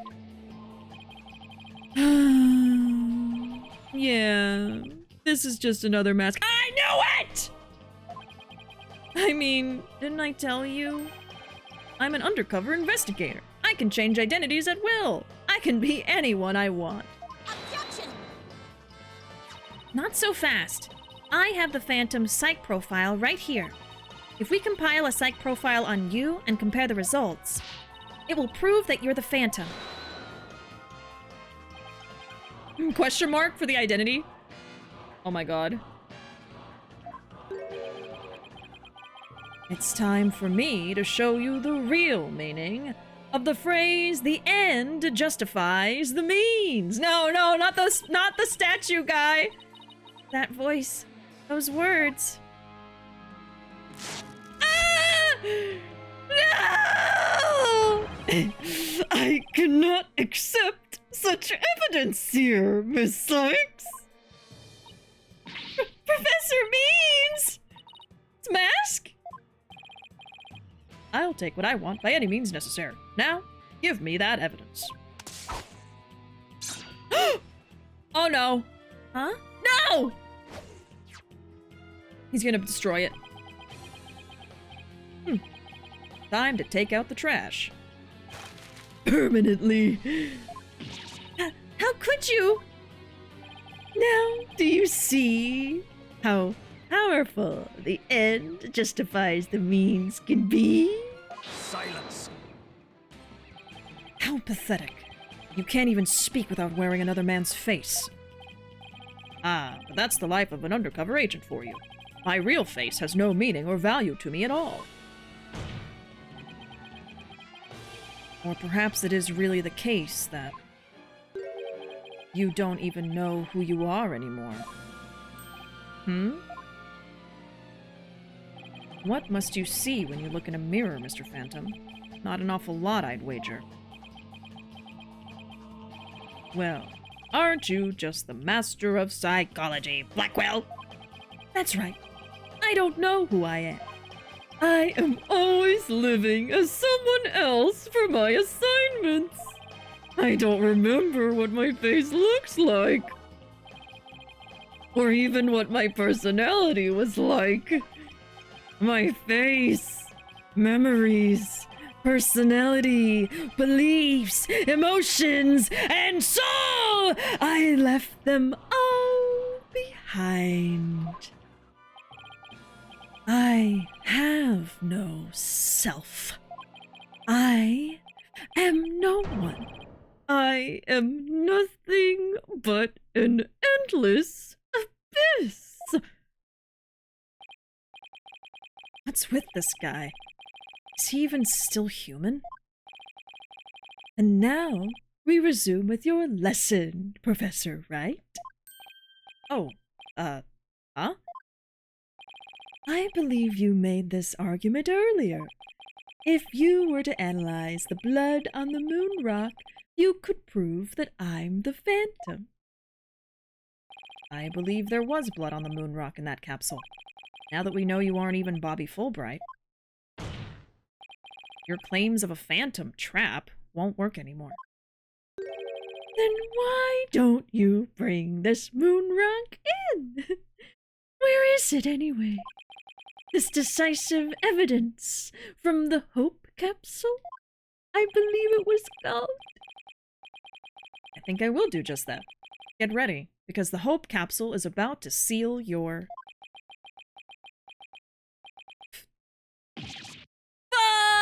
Fuck! Let him say fuck! Was the courtroom bombing of the other day. The capsule was there in the courtroom as evidence and was blown to smithereens. It looks like you've finally caught on. Full marks for the defense. For effort. Welcome in, Saint Dreamer. Phantom's a bloody little menace, ain't he? Oh, but he's so fun to do the voice for. I'm having a blast today.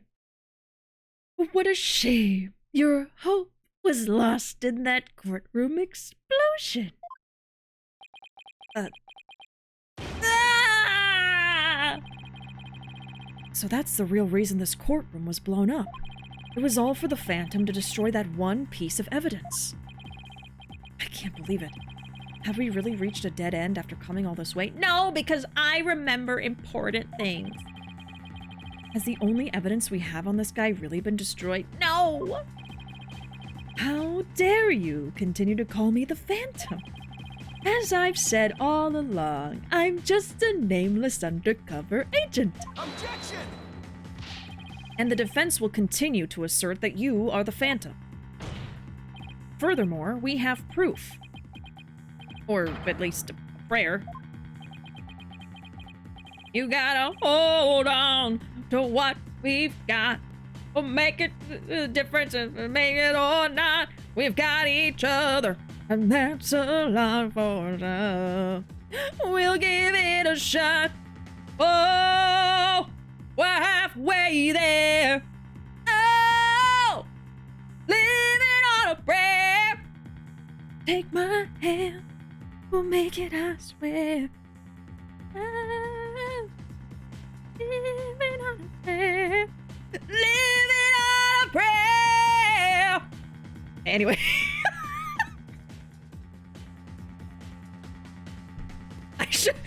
I should have busted out. I should have busted out the reverb for that. Damn it! Oh well. I think I'll. I'm afraid that won't do, Mr. Wright. Stop that karaoke right now! This is a court of law! At least put some weight behind your swing, right, Dono? I know! I'm trying! There's only one thing that can unmask this menace. The moon rock. But that was blown to bits in the courtroom bombing. And yet, is it really gone without a trace? What if some tiny part, some little fragment, still exists? I know exactly what you're talking about! Yes, and you can see the stolen moon rock there too. That strange black and yellow thing on the left side of the picture? Very well, Mr. Wright. Let's see your proof. What evidence will finally prove the Phantom's identity? I've got it right here. Take that! Yes. Isn't that the bomb that blew up the courtroom? And the moon rock along with it? Are you saying this will reveal the Phantom's identity? Yes, Your Honor. It's right there! It's literally right there! Focus your attention on this photo, taken after the bombing. Specifically, right here. Oh my! Please take a look at this newspaper article. This article about the Hat One? I think you've all forgotten I can't read. Without my glasses. Now please note the strange black and yellow rock there on the left. That's the moon rock. And when we look at this photo of the bomb fragments, see how there is a rock-like object with the same coloration? Oh my, yes! I see it! Yeah, I noticed this a long time ago. Whenever they introduced this picture, I was like, isn't that the moon rock? So I've just cataloged that in my brain ever since. It would seem that the moon rock was much more durable than the Phantom thought. If we take a look at all the fragments that the police found, we'll likely find one with blood. And DNA testing on that blood will prove that the witness is indeed the Phantom. Unbelievable! That's impossible! A surprise to be sure. That's one bloody tough rock. Oh, there's like 3 bugs in my room! Where's my spray? Oh. Get your ass! Y'all are about to see me commit murder. Die, bitch, die!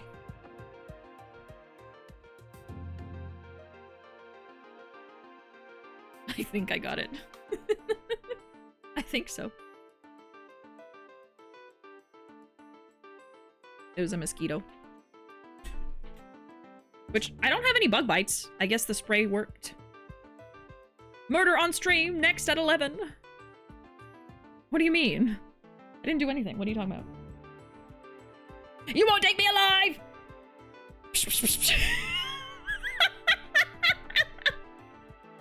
Okay. Let us have the fragments tested right away.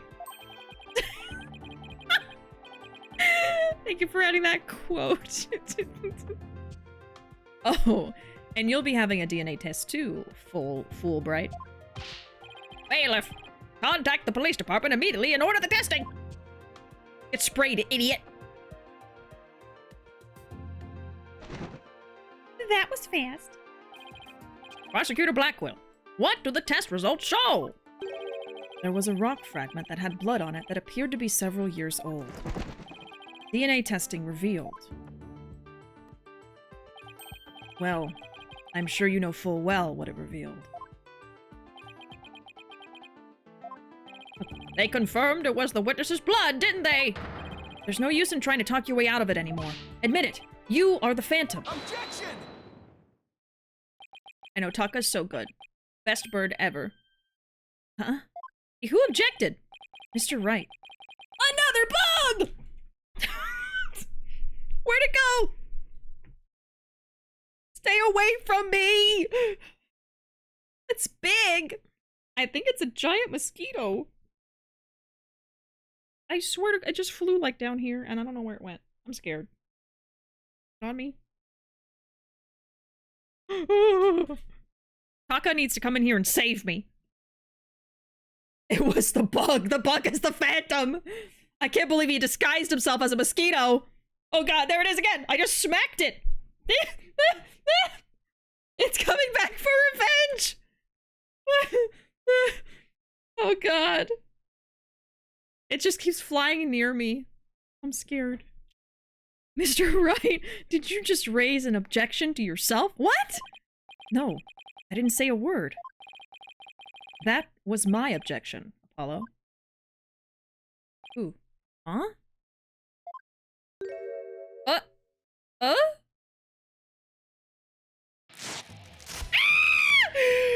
No! Why?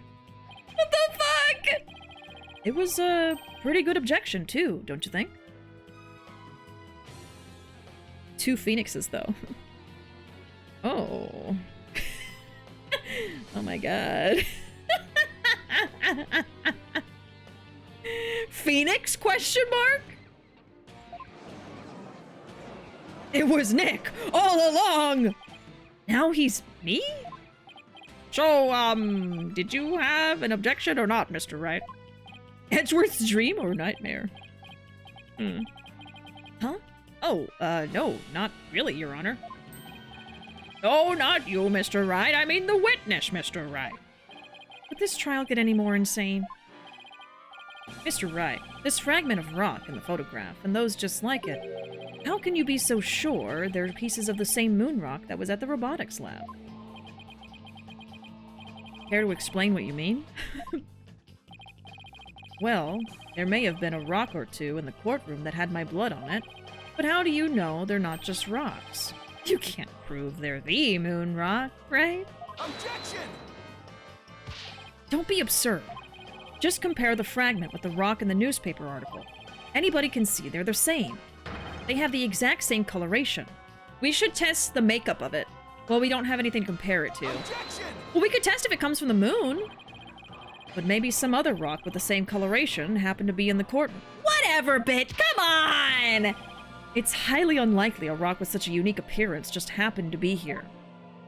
But you can't deny it's a possibility. Objection! But your blood was found on one of the fragments. Apollo, there's nothing suspicious about my blood being on a piece of rock. And why not?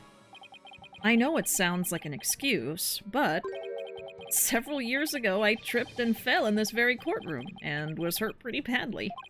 Maybe that's how my blood found its way onto a piece of rubble. Even he must realize how ridiculous that sounds. And yet, I suppose it's not completely out of the question. I see, you're starting to sweat, Mr. Wright. I thought that the worst of times are when lawyers have to force their biggest smiles. You're the last person I want to hear that from. Well, then why don't we get those fragments analyzed? We could ask an expert to verify if they were from the moon rock in the robotics lab or not. I'm sorry, but I'm afraid that just isn't going to be possible. And why not? In order to prove that the fragments are from what you say they are from, you would need a sample of the moon rock from 7 years ago to compare it with. That is what I thought of. But that moon rock doesn't exist anymore, and there's no sample data left either. So you see, short of going back in time, there's no way to prove that any of the fragments are from that moon rock. Oh, no! But can't you test to see if it's from the moon in general? Oh, no. Suddenly he removes another mask and it's Majima.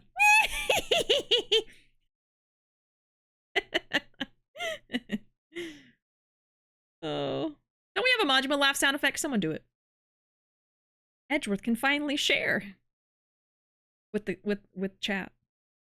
Crazy that the Phantom managed to pull off a better Phoenix than Don Tigre. Tigre actually tried to defend someone in full disguise, though. True. Where's that sound effect? What is it? I think it's Maji laugh. Where's my sound effect, chat? Where is it?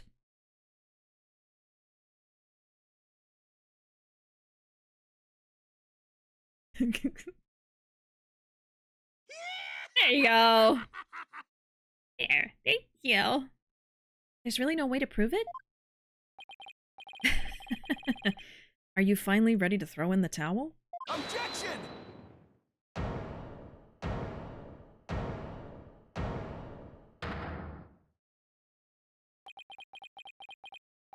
So, the moon rock doesn't exist anymore, huh? That's right. It was such a valuable rock, too. A shame, really. But it's lost to us forever. He's wrong. It's not completely lost. There's another piece of it, right here by our side. Oh! Oh! I forgot. From a real moon rock that was being used for research! Athena's earring! Shining fragment of hope that can turn everything around. The final piece of evidence to put this phantom away for good. The defense has a piece of evidence that completely contradicts your claim. You have what now? A final fragment of hope that was passed down with great love and care. We do? We do. Even if the person holding it hasn't realized it yet. Is this true, Mr. Wright? Pay no attention to him, Your Honor. He's just bluffing, as usual. I wonder if you'll be able to force your biggest smile when you see what I've got. Try me. Oh, but I kind of like Evil Phoenix, though. Oh, wait a minute. Yeah, you might be going to jail, but hey. Oh, Nick with a little bit of complicated morality and spice? Sign me up. 83%'s not bad. Okay. Here we go. 1 Phoenix is hot. 2 Phoenixes are hot. But just about the only things my mother left me with are Widget and this earring. Maybe she did love me in her own way.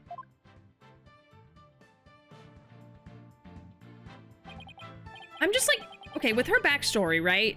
When her mother was killed, she was like 10. That's old enough to remember your mom. Like, is it the trauma of everything that happened that just made her, like, lose all her memory, maybe? Like, she doesn't even remember anything other than what she's remembered for the courtroom? It's like, I feel like you would remember if your mom treated you well or not, you know? I guess it's just the trauma repressing her memory. Yeah, maybe she still has more of the memories repressed. I don't know. Or I guess at this point she doesn't anymore. So maybe she does remember her mom loving her now? I don't know. Okay, anyway. Athena, you may not know it, but... Right, it was the repressed memories. Okay, okay. Your mother left you with a very important piece of evidence. She did? She doesn't remember. She still doesn't remember. You're bluffing. You don't have anything of the kind. Oh, but we do. Evidence that will finally corner you. Because we have a moon rock of our own. Yeah. Oh! Now she remembers. You mean? Exactly. A gift Dr. Sykes left her daughter. An item Athena has cherished and worn all these years. As distant as Dr. Sykes may have seemed to her daughter, that fragment of her love. I think she was just obsessed with her work, you know, and so she seemed distant and absent. Will shake off the darkness of the past and give us all hope for the future. This is the defense's sample of the moon rock. Take that! Oh, my eye! That's your sample? This earring that Miss Sykes always wears was made from that original moon rock. What? All this time. It was right here all along? You're darn tootin'. No. It can't be! If the composition of the bombed fragments and the earring are found to be a match, then it will prove beyond the shadow of a doubt the origin of the fragment in this photo. And since the test results show that the blood on the fragment was yours, this means that the identity you tried so hard to hide will finally be revealed. The identity I tried to hide? I don't have an identity to hide. I may not have Athena's ears, but now even I can hear the fear in your voice. Fear? I don't feel fear. I left all of my emotions behind years ago. Objection! Every human being feels fear.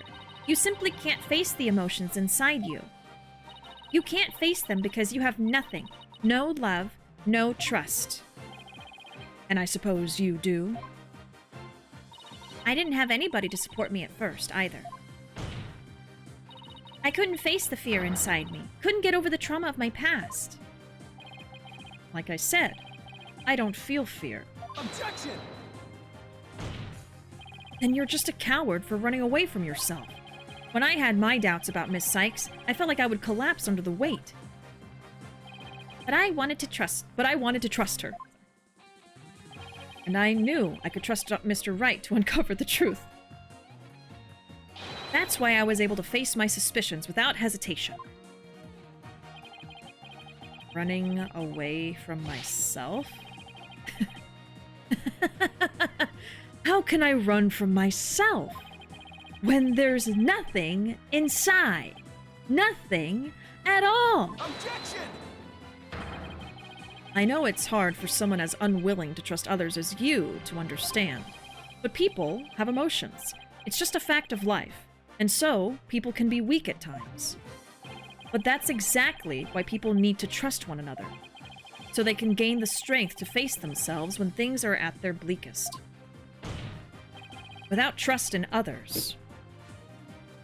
Sorry, hold on.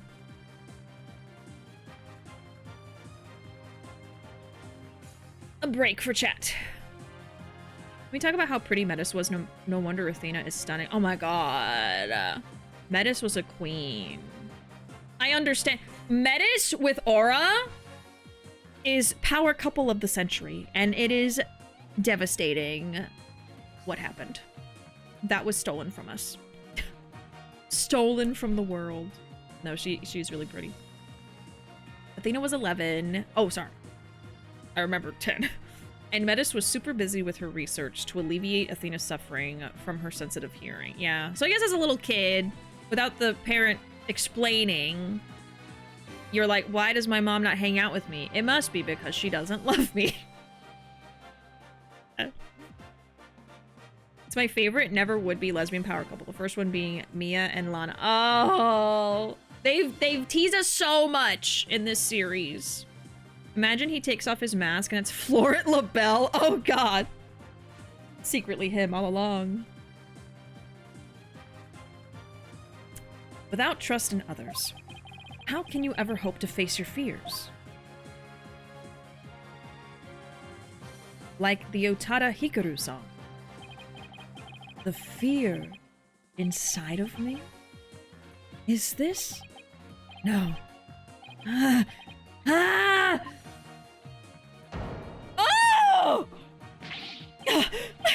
I'm afraid. I'm scared. I feel fear. You can't outrun yourself. Remove that mask and unleash your emotions. Confront your guilt head on. With your own true face.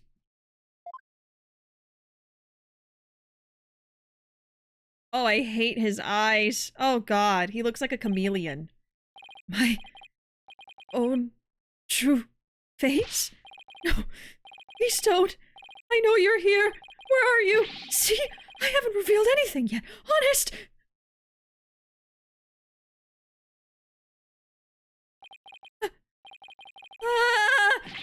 My own true face? I don't have one. My face. My face. My face.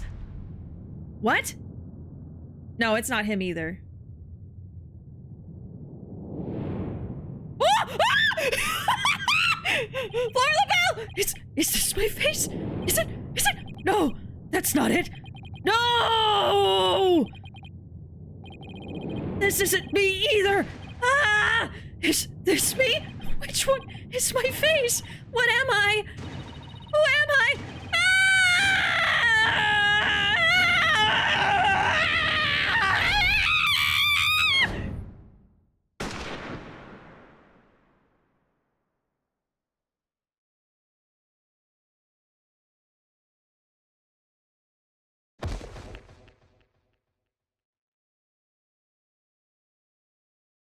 Ew. A mask.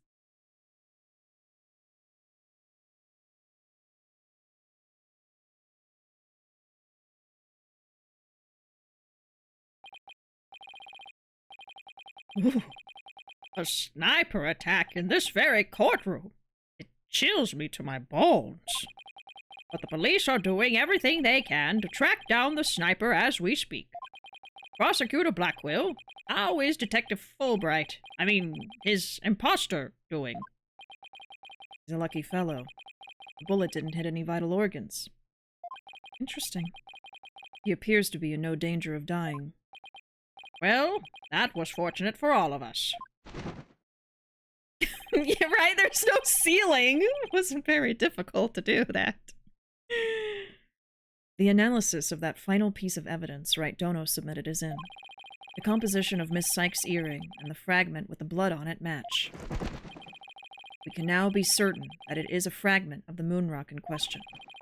The murders and bombings at the Space Center, both past and present.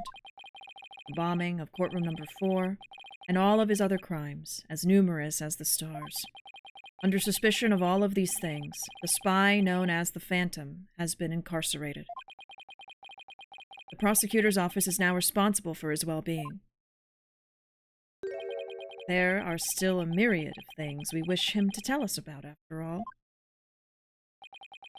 I feel like everyone should be more scared, yeah. The sniper could have gotten all of them. Thank you, Prosecutor Blackwell. Like, no witnesses! You know. Well, it's time to finally bring this trial to an end. But, before I do, will the defendant please return to her proper place? Yes, Your Honor. He's just gonna say you're not guilty. It's fine. That one was really good. That was a really good breakdown. My gosh. Now then, this court finds the defendant, Athena Sykes, not guilty. We did it, chat! We finished Dual Destinies! Except for the DLC case that we're going to start tomorrow.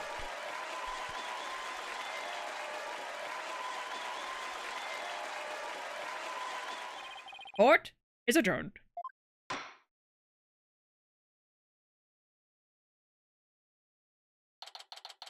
December 20, 9:12 p.m. District Court. Defendant, lobby, number 5. Mambo number 5. Congratulations, Mr. Nick. Thank you, Pearls. And thank you for being there for Athena. It's the least I could do. But Athena was great, wasn't she? She was so strong throughout the whole trial. Daddy, I'm so glad to see you. Trucy, are you all right? Are you hurt? I'm fine, Daddy. I was doing magic tricks for the other hostages to keep our spirits up.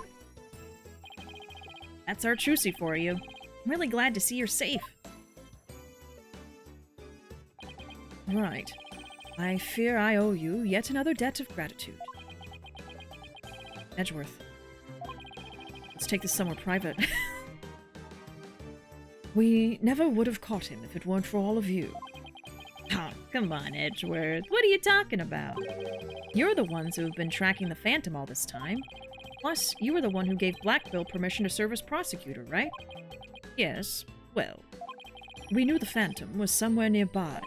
The police and I were trying to find him, but we never did manage to do so until this trial. Well, we never would have won this trial without you. It was your help as chief prosecutor that was the key to its successful conclusion. Besides, it was you that saw to it I got my attorney's badge back, wasn't it? Oh! So, figured it out, did you? Edgy poo! Yeah, getting my license back went just a little too smoothly, you know? Should have been much harder after that evidence forging scandal. Well, I owed you a few favors. Hey, Edgeworth, think we can finally bring the dark age of the law to an end? Even the darkest night turns to dawn eventually. Our sun will rise again. Besides, now that Prosecutor Blackwell has been cleared of all charges, a great deal of the mistrust towards the court system should have been swept away. You know, You could have said that with a bigger smile, Edgeworth. It won't kill you. Instead, the furrows in that brow of yours just keep getting deeper and deeper. Oh, no! A wrinkle! So I should smile more, huh? I'll think about it.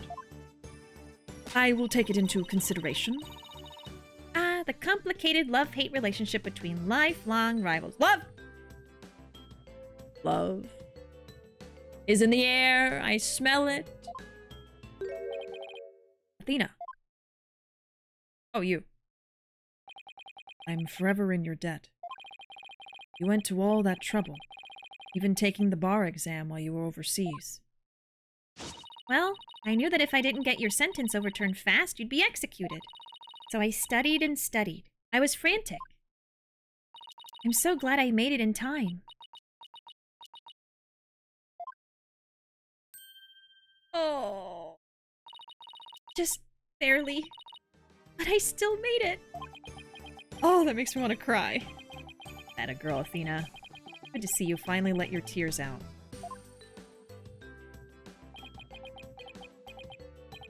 Yes. I survived by the skin of my teeth, thanks to you. Shame on you, Simon! For trying to throw your life away like that! It was never my intention to just throw my life away. But some things in this world are more important than your own life. Like what? My honor-bound duty to protect with my life. My mentor's most beloved treasure. Oh. Huh? That's some loyalty. This guy really is a samurai through and through. Well, looks like we can breathe easy now. Apollo, Athena, thank you both. It took all of us together to pull it off. You bet, boss. What a team we are, huh? It was definitely the most amazing turnabout I've ever seen. I'm a lucky guy. My office has the best, most capable lawyers around. Thanks, Mr. Wright. I'm gonna work extra hard to make up for all the worry I caused. Apollo Justice is fine and ready to go. Let's hear it for the Right Anything Agency. Well, nobody's gonna try harder than me, so you'd better watch out, Apollo. Simon is free thanks to Mr. Wright. But there are so many more people out there who need our help. You're right, and I'll be needing you both to help them. We still have a long way to go. You only just noticed he's wearing a samurai coat. Get ready, you two. He's like very samurai coated. We won a major victory, but the war is far from over. There are still people out there suffering under false charges who need defending. We've got a lot of work ahead of us, if we ever hope to fully bring the dark age of the law to a close. Hey, I know one thing we have to do. We have to celebrate with a bowl of piping hot noodles. Huh? Nothing like a bowl of Eldoon's noodles after a trial all on Mr. Wright's tab. That's how it works at the Right Anything Agency, right, Mr. Wright? Huh? Huh? Eh?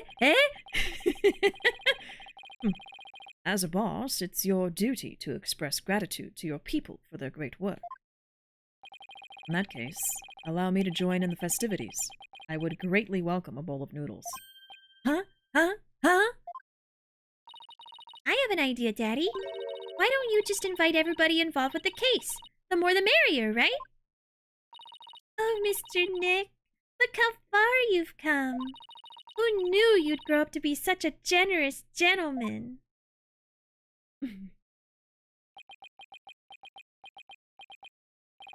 Run. Run, Phoenix! Guys? Under these circumstances, there's only one thing I can say.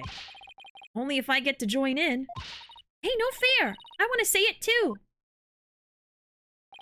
Okay. Here we go. Oh my god. Press X to... Objection! Objection! Oh! Another one done!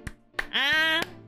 I was trying to think of something nice I could do for Polly now that he's back, so I decided to go around and get a bunch of jobs for him to do. Find a lost cat, install an air conditioner, give a computer lesson, find a lost item. You think I should have found him a few legal cases? Nah, that's okay. This is the Right Anything Agency after all. I have to voice all this now. I liked that. I didn't love the journey as much, but I liked the ending. Athena and Apollo were so wonderful in court. I'd better study as much as I can if I want to be a judge someday. My grandma says, eat lots of peppers and they'll ignite your passion. Oh, but I should figure out which to grow. Green peppers or yellow peppers? Or maybe I should go with hot as the sun red peppers instead. Oh no, I'm sorry about the ad. Sorry, Olivia.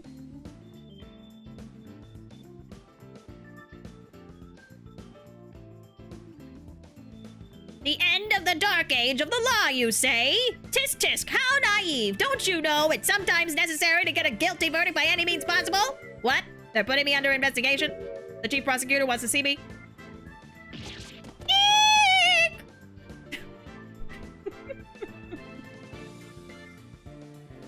Now I want to play these games. Yeah! You should definitely start with the original trilogy. They go on sale all the time. And they're actually releasing some new stuff for it, too. I've been asked to debut the great masked wrestler Tenmataro. He's scheduled to go up against the amazing Ninetales next, though. Oh, what to do, what to do. A fight to the finish with myself? Why don't you ask Mr. Demon Lawyer to be the amazing Ninetales, too? That's not a bad idea. I bet he'll be all for it. Caca! Caca! So, we are to meet as foes, are we, my little friend? It's going by so fast, I'm just like...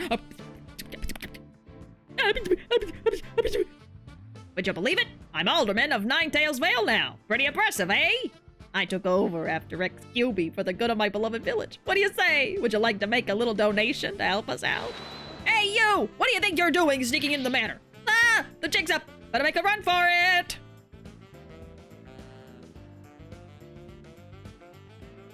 I love this little where are we now thing. Yeah, they usually do this. I thought I wanted to be an artist, but after seeing the amazing job Athena did, I started becoming genuinely interested in law. So now I'm studying for the bar exam. Ooh! Ah, I'm going to be prosecute Athena someday. You'll see. I'm studying my buns off too, but not for the bar exam. I'm going to pass the Themis entrance exam on my own merit this time. With a score of 100 points, of course. You, Juniper! Our dream will live on forever!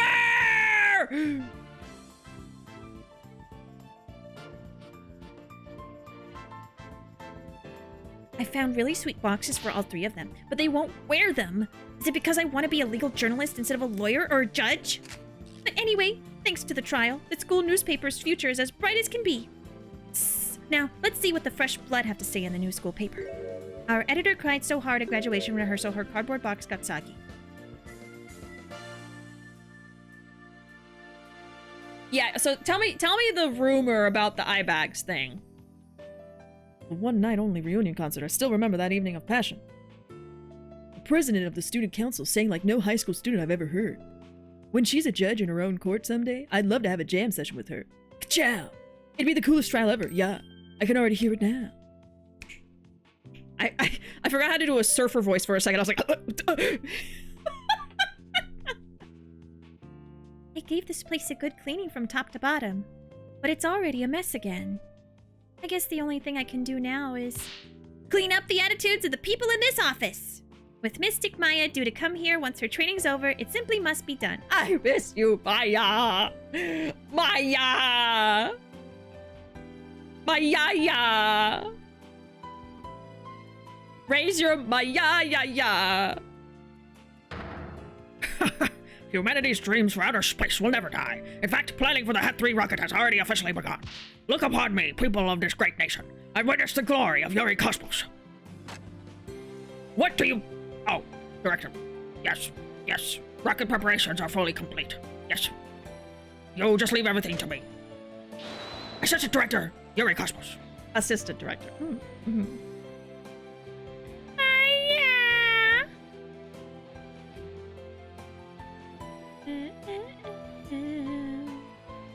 Can't wait for the Maya. I'm going to the moon in the new rocket. If Athena or Mommy Metis came to the moon, I would love to show them around. But which is more interesting? Montes Payanaranis or the Mayor Taranculus? You think they would like either one? Yay, hooray! I wonder how Miss Aura is doing. I'd rather be near Miss Aura than on the moon. Oh, Miss Aura, I just want you to use me again like you used— Damn! Damn! I mean, me too. Me too. Ready for launch. 5, 4, 3, 2, 1. Lift off! I'm going to the moon for real this time. For me and for Clay. Thanks to my lawyers, I now know that I should never give up. But I'm worried. You can't breathe in space, and in fact, it's cold as heck. Oh man, now I'm getting really nervous. I want Aura to use me. Am I right? No, I'm not employed here. I simply came to request their services in defense of my sister. But no one's around, and I've been kept waiting for a long time. And what sort of case brings you here? Oh, your father was accused and you wish for Athena to defend him? Then perhaps he and I shall meet in a courtroom in the near future. Yeah, he's not gonna like you.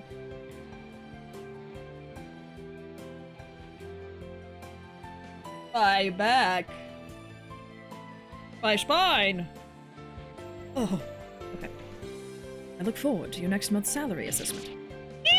Please forgive me! Blackwill's acquittal has brought all manner of ills in the prosecutor's office to light. It would seem solving that case has thawed the chill of winter into the warmth of spring. Now I owe Wright yet another debt of gratitude. But I will repay him one day. You can trust in that. Repay him how?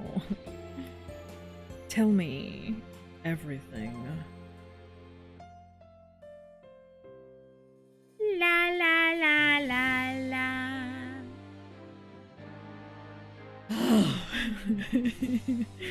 All the voices. Yeah, like I said, I didn't hate this game. I mean, to me, it was just another Ace Attorney game, another Ace Attorney experience, you know? I liked it. Not my favorite. I didn't like all of the cases, you know? I feel like my least favorite was the one with the high schoolers. It's just, I liked I was about to say Yuri. Oh my god. I was about to say the Yuri case instead of the yokai case. I really liked the yokai case. This was the Yuri case. Because of Aura and Metis. Anyway, the yokai case was really fun to me. I love yokai, so that was fun.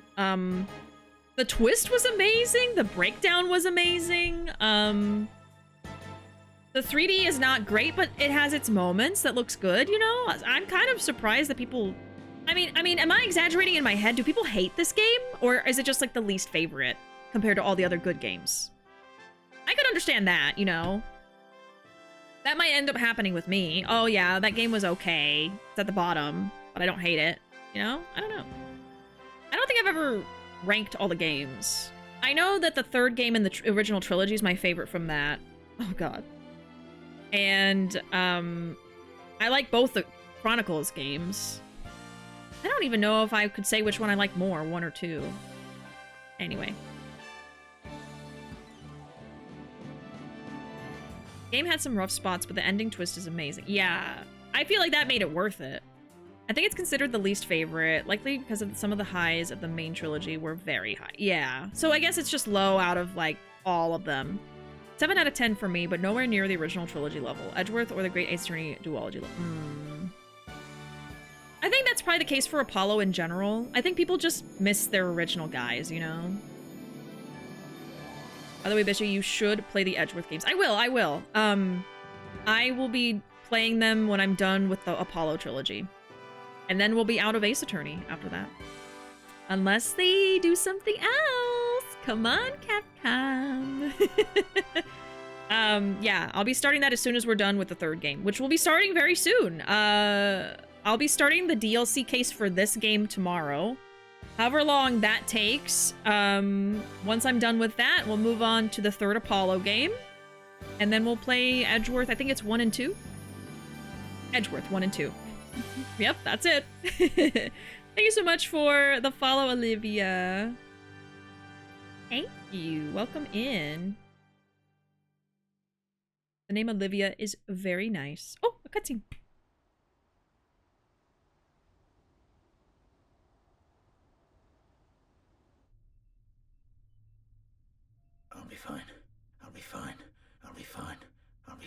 15 seconds. Uh-oh. 10, 9, 8, 7, 6, 5. They gotta go get another moon rock because they freaking exploded the other one. 1. Liftoff.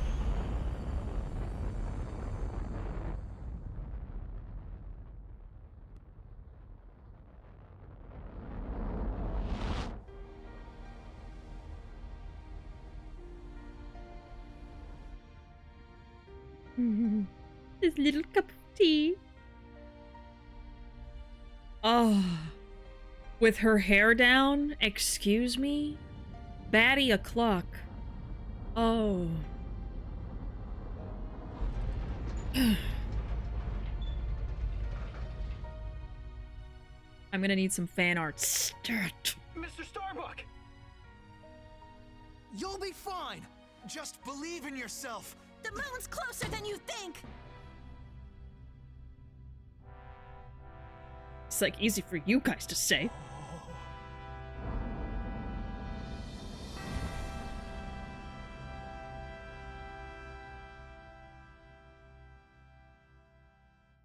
Thanks, guys. I wouldn't have made it back into space if it wasn't for you.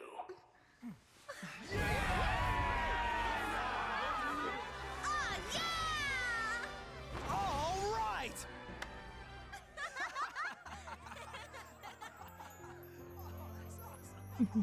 A proud papa.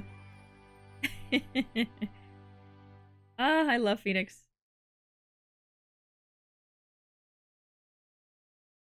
Oh. Through the years, I've seen as much joy as heartache, honesty as deceit. But just as Mr. Starbuck was able to escape the harsh pull of his fears and despair, I believe that hope and friendship can lift us all up towards a brighter tomorrow.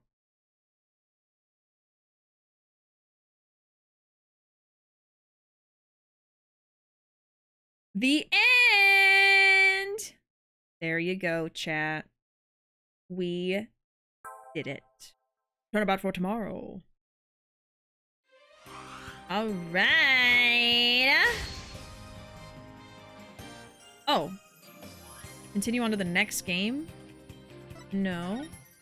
Where's the DLC case? Oh, there it is. So you have to, like, specifically go, special episode, Pirates! Nice Yakuza reference. Okay, so we'll start that tomorrow. That's gonna be fun. All right, y'all. Well, there you go. Sorry, the sound effects were off from the cutscene. Hold on. Also, let me make the follow alert go off. Where is it? I had my alerts and stuff off because of the cutscenes. Everything's on now, though.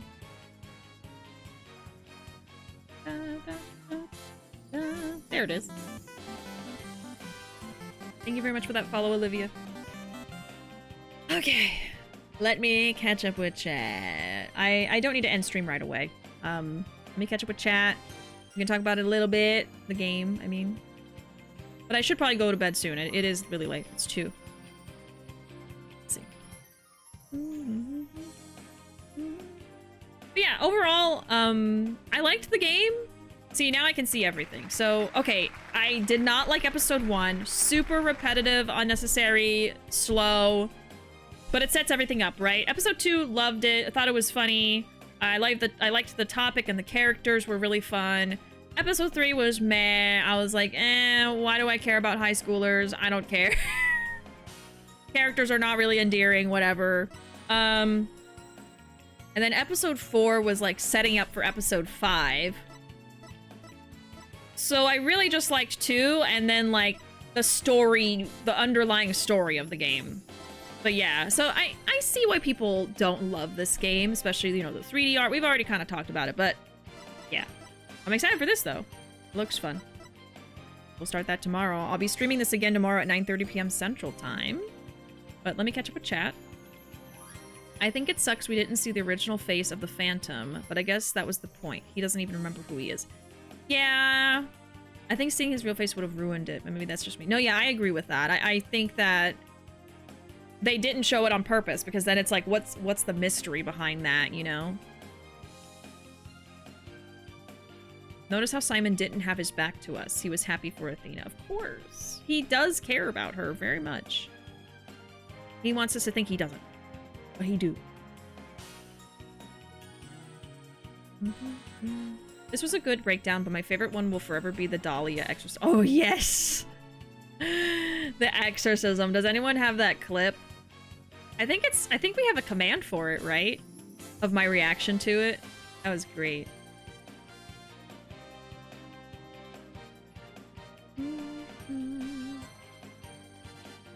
To be fair, I haven't been here for a lot of the streams and I've never played the game. Yeah, it's okay that you didn't notice he's wearing the samurai outfit. It's alright. Simon versus Kazuma. Katana sword. Who wins? Oh.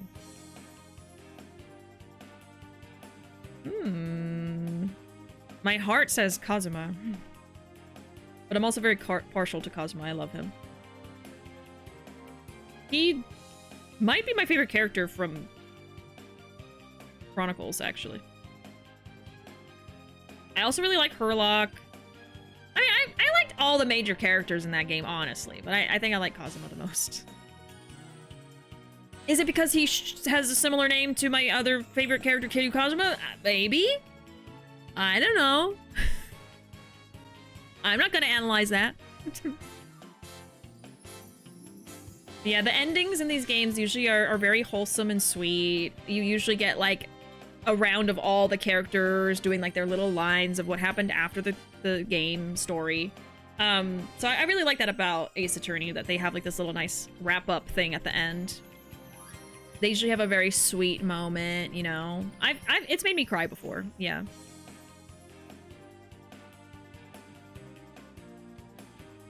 Okay, right, I didn't even read out, okay. Can I dampen y'all's mood with the apparently rumor about Blackpill's eye bags? Yeah, so this is something that's not canon, wasn't mentioned in the game or anything, but maybe this is a fanon thing. It said that the eye bags he has are remnants from the tears he cried when in prison. 7 years worth of tears. Oh my god. That would make sense. It's like permanent tear stains. Oh my god. Man, that's so sad. It's interesting, though, that that's like a fanon thing. I mean, you do wonder. You look at him and you're like, why does he have, like, the shadow under his eye, you know? It's so weird seeing this chapter again after getting laid off from a newspaper. Oh my god, yeah. But that ended up being something that was really good for you, right? Like, moving on from a place that you don't enjoy being at. But still, it has to suck being let go like that. Especially, like, so backhandedly. Yeah, I meant to say something about that in the Discord, and it completely slipped my mind, so I'm sorry about that, but I hope that you move on to better things.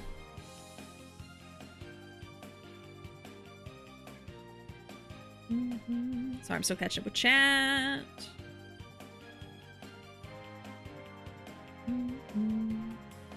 Oh, raise your hand if you would go to the moon.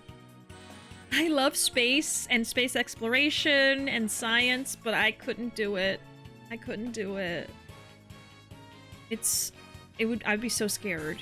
I struggle to get in an airplane, let alone a rocket, you know? The idea is amazing, but actually going through with it, I don't think I could. The moon is closer than you think. That's a quote right there. Once they took off, it's not like they could back out. Right. They were just trying to comfort him. Like, hey, don't be scared. It's too late anyway. That would have made it worse. It took 4 days for the Apollo crews to get to the moon. Wow. 4 days. And that's traveling super fast in the rocket, right? God. And it really, you know, oh my god, when you think about space exploration, you always think about, like, oh, how long would it take to get to, like, Mars or Jupiter or Pluto? It's an astronomical amount of time. Astronomical. I don't know the exact numbers, but they're far away. They're so far away. Farther than anything you could imagine. And we think driving to the store is far, you know?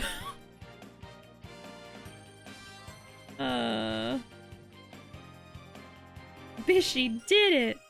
Pirate attorney in California. Good night, PC Man. Sorry, I'm very behind.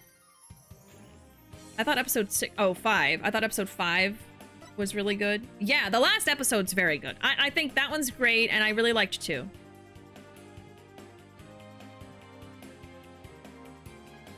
The scene with little Athena was kind of creepy. Oh, yeah. Yeah. Oh, thank you. You found the clip. Do we not have that as a command? I can make one. Let me check my commands list. Do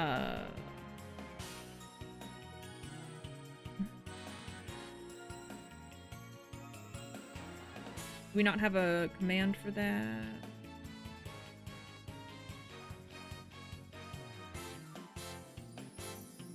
I guess not. Let's do it. Let's do exorcism. Did I spell it right? Hold on.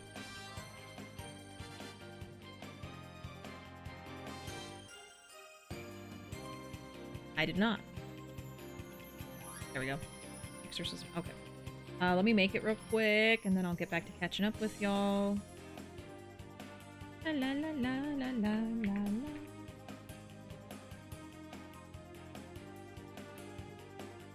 Thank you for finding that clip for me, PC. I appreciate it. Okay, it is now a command, exclamation exorcism. That was a great moment. That's still one of my favorite Ace Attorney clips. The scene with little Athena was the one scene in the whole series that made me gasp and go, oh fuck. It was intense! I know little to nothing about Ace Attorney. The only game I've seen a full playthrough of is Ace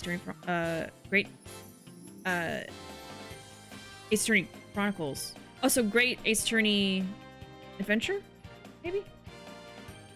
I forget the acronym, but I know what you're talking about. Yeah, the whole series is pretty fun. I would definitely recommend the original trilogy as well if you wanted to watch someone play it. I do have the whole playthrough on my YouTube channel.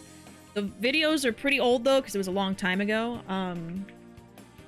But you know, I gotta plug myself when I can. So there you go. But there's plenty of playthroughs out there, of course. Yeah, the original trilogy is really great.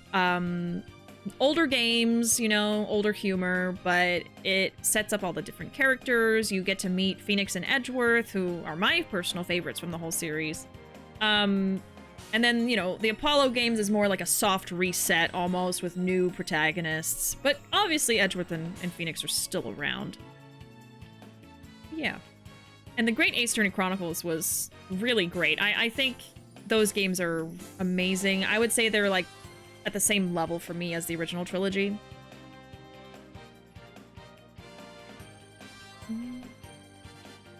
Oh, and that quote too. You've got that on speed dial.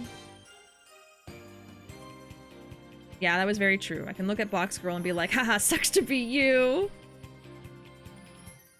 For space, there's so much you have to do to be qualified to go. Right, that too.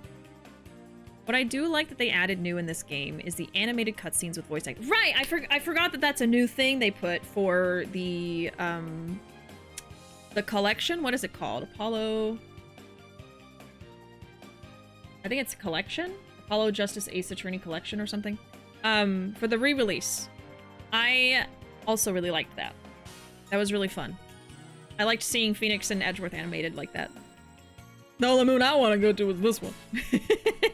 Majima Booty. Space is very pretty, but I never want to be there. It's dangerous. Astronomical amount of time to get to places in space. Nice, Bishy. I see what you did there. Uh-huh. The animated scenes are what make me really want an Apollo anime, right? That would be fun. A day on Venus is like almost a whole year of Earth days, right? Oh, that's a whole other thing. Time. Time can change in space. Oh, there's stories about how weak astronauts' bones get over the course of living in a space station. Right. Without gravity, yeah. I always think about those clips of astronauts getting interviewed when they come back home and they like are like holding a pen and they'll just like drop the pen midair because they expect it to float.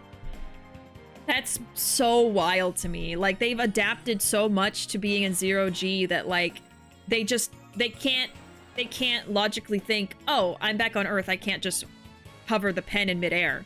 They're just so used to it. I always thought that was really interesting. There you go, there's that clip. The third game from the original trilogy has my second favorite prosecutor after Edgeworth, my coffee addict boy Godot. Yeah, that game is my favorite from the original trilogy. And I do like Godot. Edgeworth is, of course, my favorite. I've been wanting to make a remix of that clip, but I don't know how to make music like that. That's okay. It's the thought that counts. If you ever find a way to make it, of course, feel free to share. But yeah, I'm gonna call it there. It is 2:17 a.m. my time, so I'm gonna go get some rest. But I will be back tomorrow with more Ace Attorney. We'll be starting the bonus... Whoops. No. The bonus DLC case right here tomorrow, which will probably take a few streams to get through. And then once we're done with that, then we'll move on to the final Apollo game. Hold on. Which is Spirit of Justice. And then what's this? Oh, this is like the bonus stuff. Okay, let's get out of there. Get me out of here. There's spoilers abound. Yeah. We are almost done with the trilogy. Oh, trilogy. Apollo Justice. Ace Attorney Apollo Justice Trilogy. Not collection. Anyways, tomato. I'm gonna go. I'll be back tomorrow at 9:30 p.m. Central with some more Ace Attorney. There's all my social media if you want to follow me anywhere. I am posting a bunch of... Oh, I haven't updated this damn command. Hold on. Where's my good night command? I gotta fix that. I don't have all my new social medias on there. Let me see.